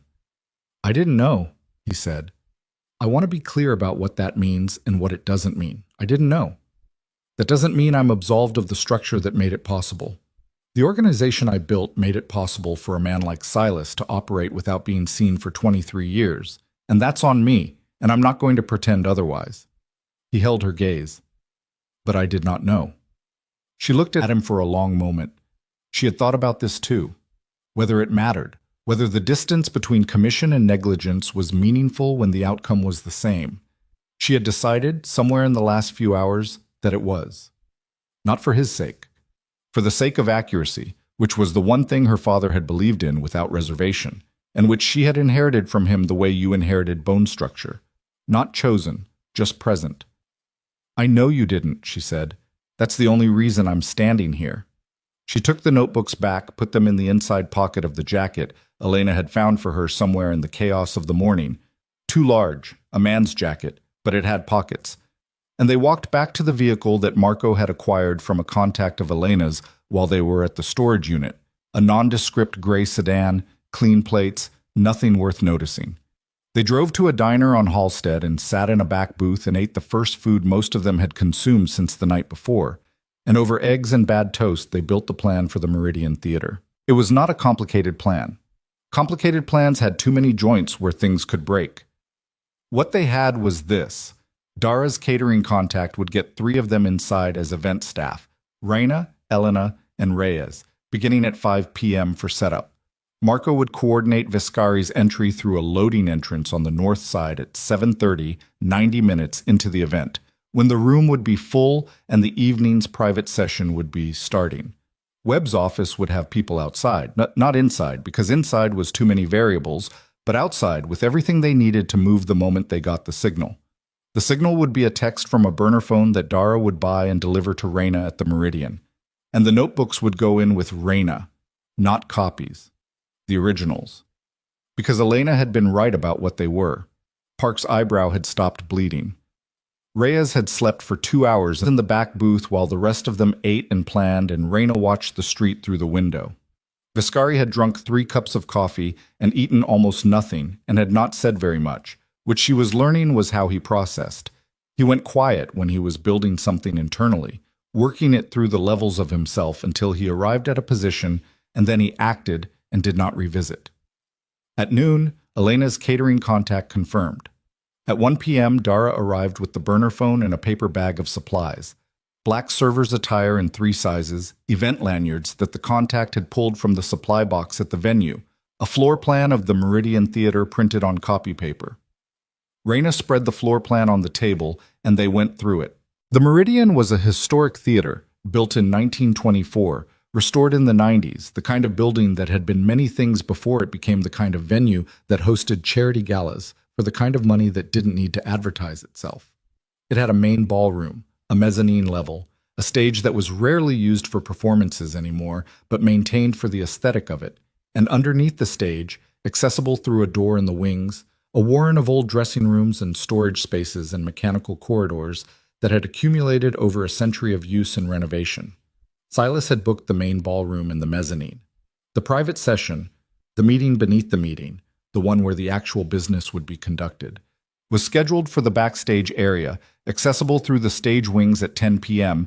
after the legitimate event guests had been guided out by staff. Raina put her finger on the stage area of the floor plan. "This is where he'll do it," she said. "Behind the curtain, literally. While the cleanup crew works the front of the house, he has everyone who matters in the back." She looked at Vescari. "That's where you need to be at 10. And Silas. He'll be the last one through that door. He always positions himself to enter after everyone else is settled. It gives him the room already arranged, already oriented toward him." Vescari looked at the floor plan. "There's only one exit from that backstage area." "Yes." "So once we're in, we're in." "Yes." He nodded, not happy about it, understanding it. "There's something else," Raina said. She looked at the floor plan and then at Vescari. "The men Silas has bought inside your organization. Some of them will be in that room tonight. When things go the way I think they're going to go, they're going to need to make a choice very quickly about which side they're on. Some of them will choose wrong." Vescari's expression was very still. And you need to be prepared for what that means. Not from a tactical standpoint, from a," she paused, chose the word carefully, "personal standpoint. Some of these men have been with you for years." He was quiet for a moment. "I know who they'll be. Probably. I've been running the list in my head since 3 this morning." He folded the floor plan once, precisely, the way her father had folded things. "There are 3 names I keep arriving at. Men I would have said I'd trust with anything 2 weeks ago." His jaw moved. "Keep going. The plan." They went over it 3 more times. By 4 in the afternoon, Reina, Elena, and Reyes were at the Meridian in black servers' attire, moving through the setup with the legitimate catering staff, learning the room with their feet and their eyes. The way Reina had learned Velvet Dominion 3 weeks ago, where the walls were, where the exits were, where a person with a specific purpose could stand for a long time without appearing to stand for any particular purpose. The Meridian was a beautiful building. She noticed this the way she noticed everything useful, not with feeling, but with the particular attention she paid to things that could become relevant. The ceiling of the main ballroom was vaulted and painted blue and gold, with plasterwork that had been restored carefully. The stage curtain was crimson, heavy, the kind that absorbed sound. The floors were original hardwood, polished to the point where heels clicked clearly on it, and you could hear someone's approach from 30 feet away if you were paying attention. She was always paying attention. By 6:30, the legitimate guests were arriving. By 7, the room was in full motion. The specific choreography of a charity gala, which was indistinguishable from any other performance except that the costumes were more expensive, and the applause was for speeches about foundations rather than for art. Reina moved through it with a tray of glasses that she replenished and circulated, watching the room shift as the evening progressed, watching the moment, precise, visible to her, if not to the room, when the character of the gathering changed. The change happened around 8:15. It was subtle. 7 new arrivals over the course of 30 minutes, none of them together, none of them acknowledging each other on the floor.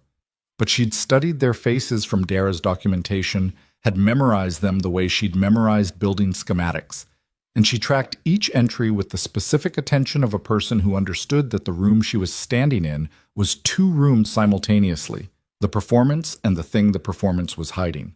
At 8:40, she felt the burner phone vibrate in her jacket pocket. A text from Dara.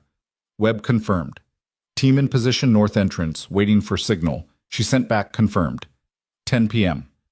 At 9, the legitimate guests began to move toward the exits, guided with the particular graceful efficiency of event staff who had been briefed on the timing.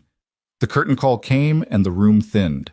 Reina and Elena stayed on the floor, circulating with the last of the trays, invisible in the way that service staff were always invisible to people who had spent their lives being served. At 9:22, Marco texted from the burner. We're in. North loading entrance, 4 of us. She texted back, stage door at 9:50. I'll be there. At 9:30, she found Reyes in the east corridor and said 3 words. 10 minutes, backstage. He nodded and moved. At 9:45, Reina went to the stage door in the wings and opened it. Viscari came through first, then Marco, then 2 of the captains. Men named Garza and Tully, who Elena had vouched for and whose faces Reina had studied long enough to trust Elena's reading. They were not armed, which had been the condition Reina had insisted on, and Viscari had enforced with his captains because weapons changed the temperature of a room in ways that could not be controlled once changed. Viscari looked at her. He was in a suit that Marco had retrieved from somewhere. Dark, well-fitting, wrong for the occasion, in the way that a man arriving as himself rather than as a guest was always wrong for the occasion. He looked like what he was. She had decided that was an asset. Ready, he said. Not a question. Almost. She reached into the inside pocket of her jacket and took out the notebooks. She held them for a moment. 3 spiral-bound notebooks, water-stained corners, her father's handwriting.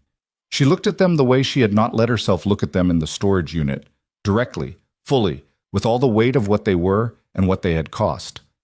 Then she put them back in her pocket.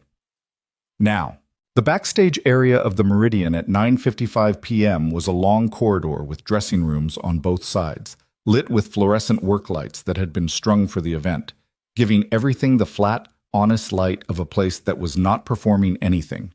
At the far end of the corridor was the large storage room that Silas had designated for the private session, a room that held, when Reina looked through the partially open door, approximately 20 men seated in chairs that had been arranged in a rough semicircle, with a space at the open end where a person addressing the room would stand.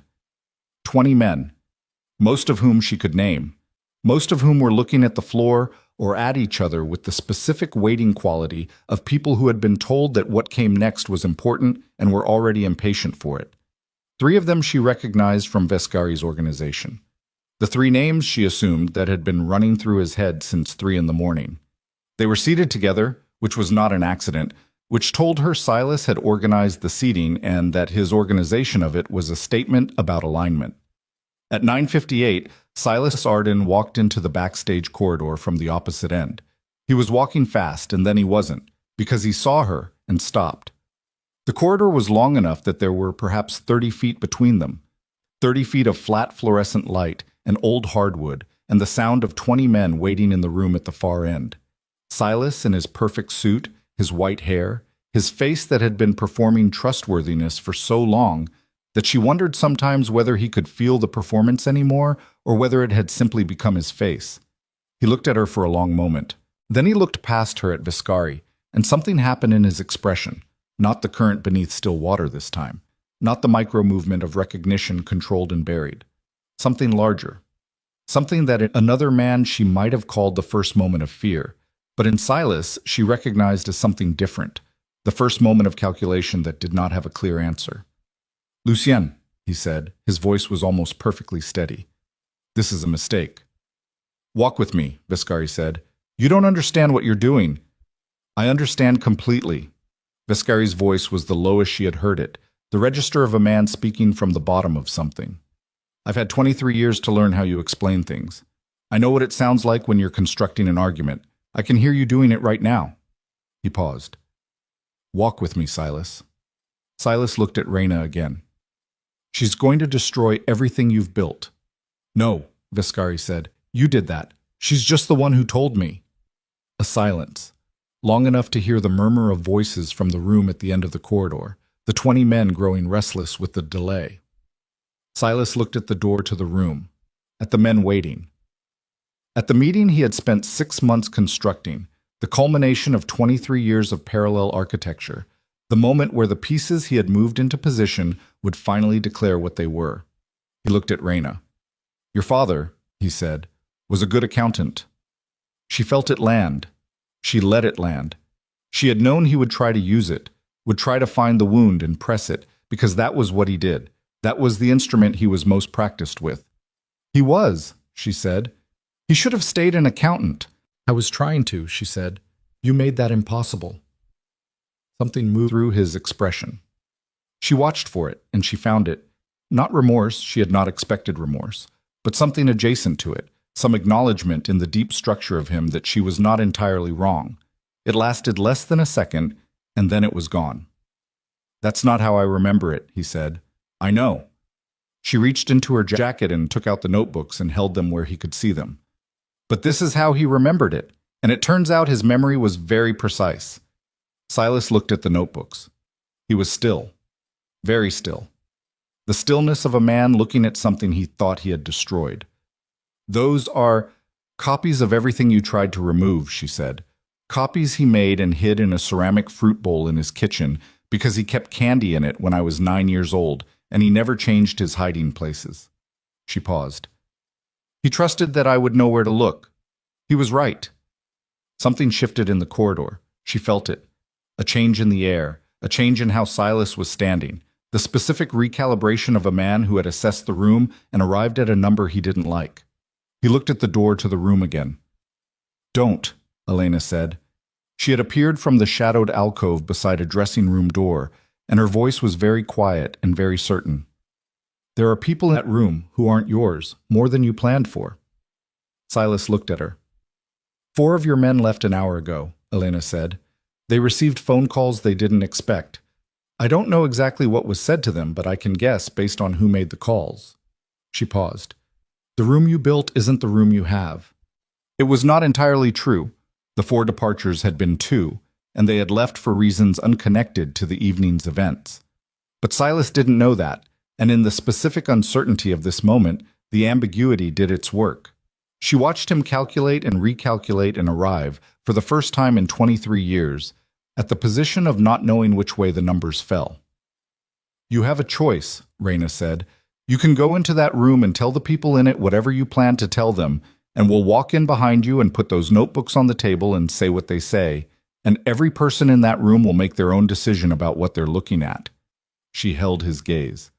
"Or you can stand here in this corridor and tell Lucian Vescari what you've been building and why, and let it go, and let what comes next come the way it comes." Silas looked at her. "And you think either of those ends well for you?" "No," she said. "I think both of them end with the truth in a room that can't ignore it. That's enough." A long silence. The fluorescent light hummed. Somewhere in the main ballroom, the cleanup crew was moving chairs. Silas said, very quietly, "I built something that works." "You built something that survives," she said. "Those aren't the same thing." He looked at her with the expression of a man who has arrived at a place he genuinely did not expect to arrive at and is working through what to do with that. "You're very much like him," he said. "I know." "That's not a compliment." "I know that too." Viscari stepped forward. "Silas." His voice was not angry. That was the thing she registered. Not anger, not heat, but the specific gravity of a man who had absorbed an enormous loss and was continuing to function through it, because the functioning was what he had left.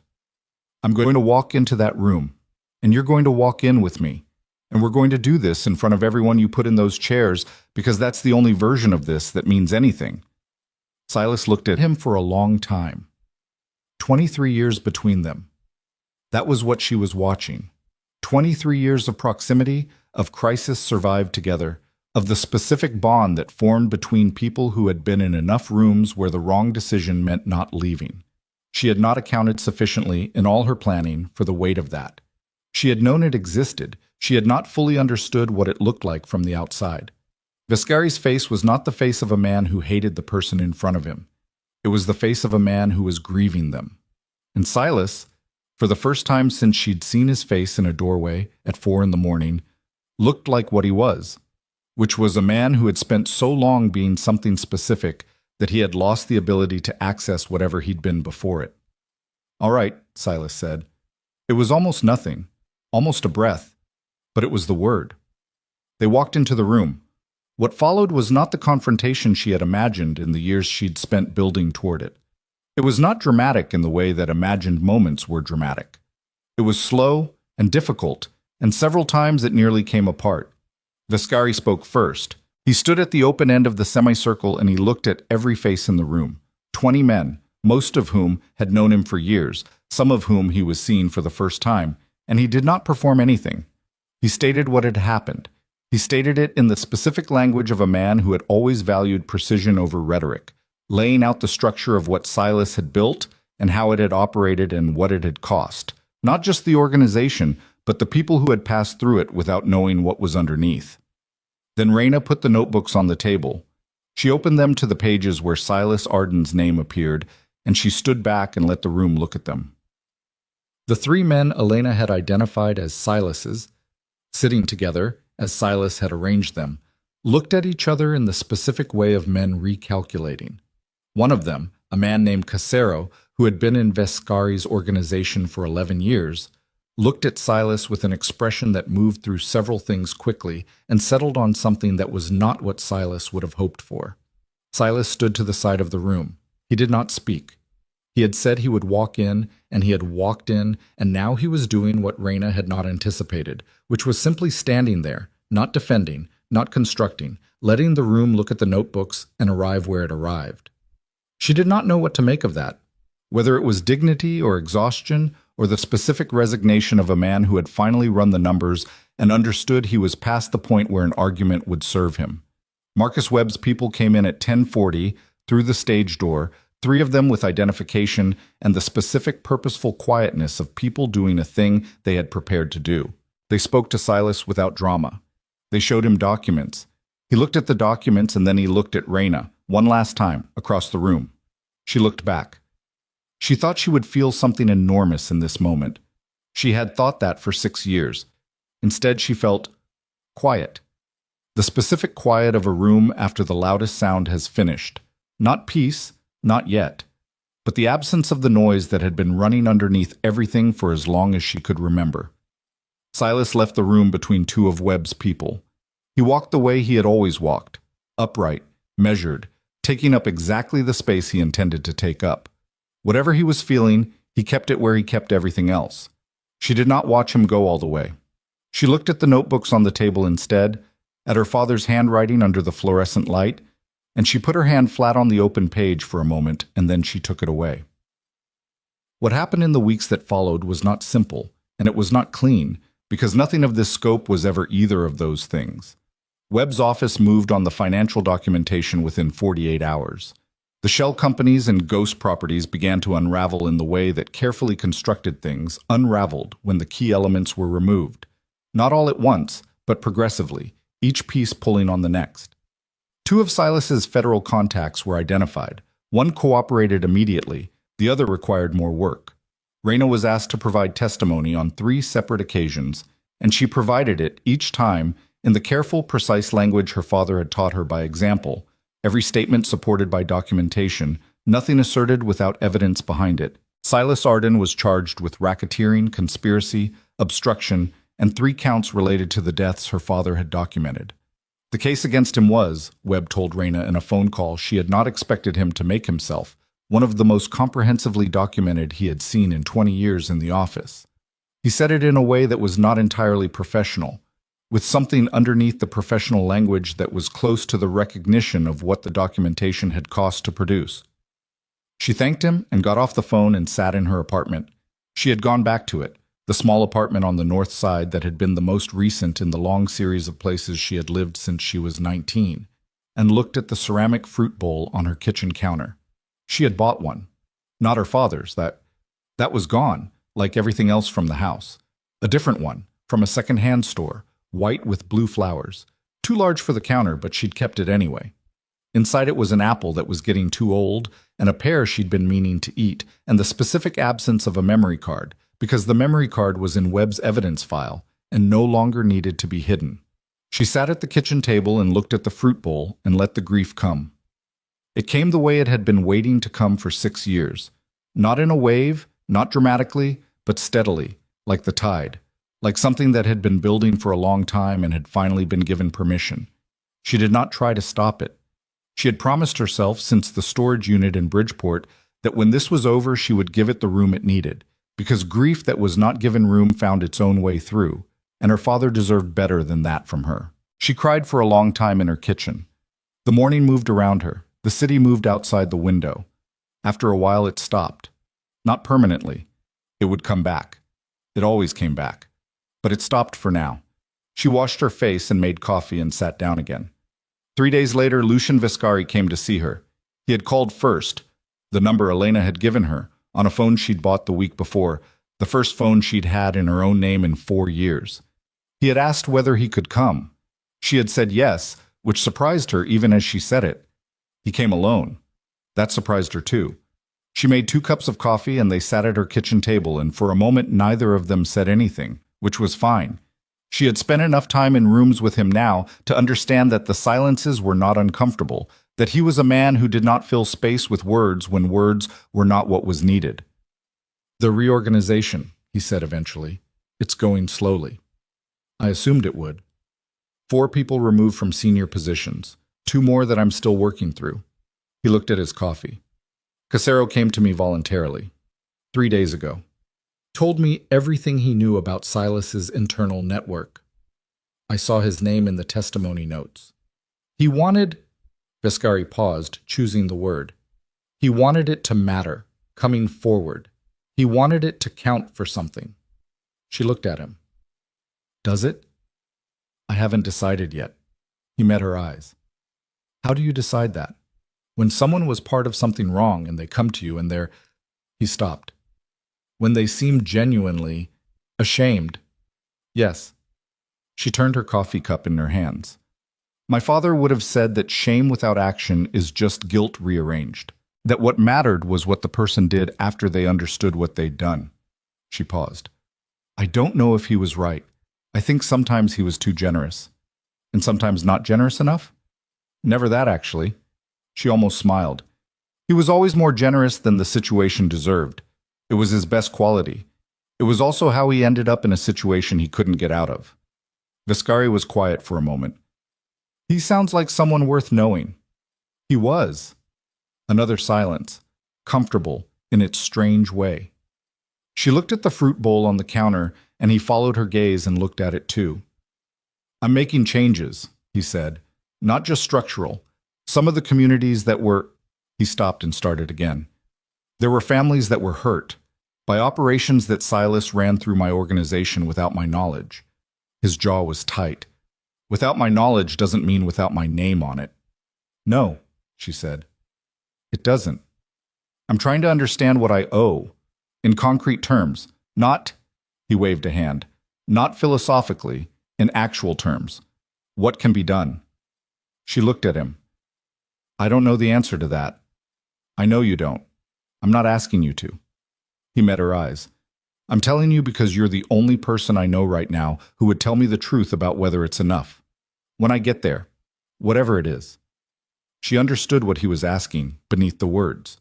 He was asking whether she would remain in his periphery, whether the woman who had infiltrated his organization and exposed his most trusted advisor and put the foundations of his empire under a different light was going to be someone he could call at some future point when he needed someone who would tell him the truth. She thought about it. She thought about what Elena had said in the dark of the Wicker Park apartment, people who don't plan for after. She thought about the 11 jobs in 4 years and the long process of becoming an instrument and the moment in the tunnel. When she had held his hand in the dark and thought she might not be entirely alone and had filed it away for later. It was later. "I'll tell you the truth," she said. "That's all I can promise." "That's what I need." He stood up, and she stood up, and they shook hands at the kitchen table over 2 half-drunk cups of coffee, which was not the way she had imagined any version of this ending. But she had learned over the past week that the things she had imagined and the things that were real had more overlap than she'd expected. And in the areas where they didn't, the real things tended to be more durable. He left. She heard his footsteps on the stairs, the building's front door opening and closing. She stood at her kitchen window and watched him walk down the street below. One man, no security, no formation, just a man in a coat walking through the city on a morning that was cold enough to see his breath. He reached the corner and turned and was gone. She turned back to the room. Her apartment. Small, not especially clean, a jacket over the back of a chair, a coffee cup on the counter, a fruit bowl with old fruit in it. The notebooks were gone, with Webb's office, where they needed to be. The memory card was gone. The waterproof case she'd kept in her shoe was in a drawer, empty. She had built herself for a specific purpose for 6 years, and the purpose was finished, and she was standing in a small apartment in Chicago with nowhere to be and nothing scheduled, and the particular disorienting lightness of a person who has been carrying something for so long that the absence of the weight felt, for the first moment, like falling. She picked up her coffee cup. She drank the rest of it. Then she went to the drawer where she kept the few things she'd brought from place to place for years. The keys she didn't remember, the photographs of her parents that she kept face down because that was as close as she could get to carrying them, the accounting textbook with her father's name written in the front cover in his handwriting, the crossbar through the E. She picked up the photographs and she turned them over. Her mother, 38 years old, standing in the kitchen of the house in Cicero with flour on her hands and an expression that was slightly annoyed at being photographed mid-task. Her father, standing beside her, laughing. You could see it mid-laugh, the moment before he got to the punchline, which was the particular laugh she had tried to reconstruct from memory and could never quite get right. She looked at the photographs for a long time. Then she set them on the kitchen counter, face up, beside the fruit bowl. Outside, Chicago was doing what Chicago always did. Moving, ongoing, enormous and indifferent and alive. The lake somewhere to the east. The neighborhood spreading in every direction. Millions of lives going forward in the ordinary complicated motion of lives. She had a phone with her own name on it. She had a testimony on record and a case proceeding through Webb's office and the specific satisfaction of having done the thing she had set out to do, precisely and completely, at an enormous personal cost that she was only beginning to assess. She had a man who would answer if she called and had asked only for the truth in return, which was the one thing she had always been able to give without reservation. She did not know what she was going to do next. She had no plan beyond this morning. After 6 years of living inside a plan, the absence of one felt vast and slightly frightening, and also, underneath the fear, beneath the disorientation, like something she had not felt in so long she almost didn't recognize it. She recognized it. She put on her jacket, the two large ones she'd been given in the chaos of the previous week, the one with the pockets. She put it on and she took her keys, the one she knew and the one she didn't, and she walked out of the apartment and down the stairs and out into the street. The morning was cold and bright. People moved past her with the specific focused motion of people going somewhere. She stood on the sidewalk for a moment with her face in the thin November sun and just breathed. In, out. The air had the smell of the city in it, complex and imperfect and real. She started walking. No direction in particular, no surveillance to run, no position to map, no gap in a security rotation to clock. Just walking, the way anyone walked through a city on a cold morning, one foot and then the next. She thought about her father's crossbar sevens, connecting him to a grandmother he'd loved to a daughter who'd inherited the habit.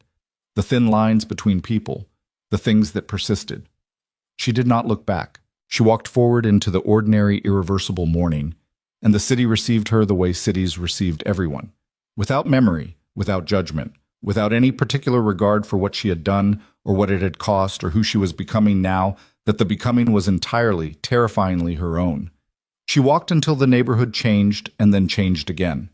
She walked until she was somewhere she had never been.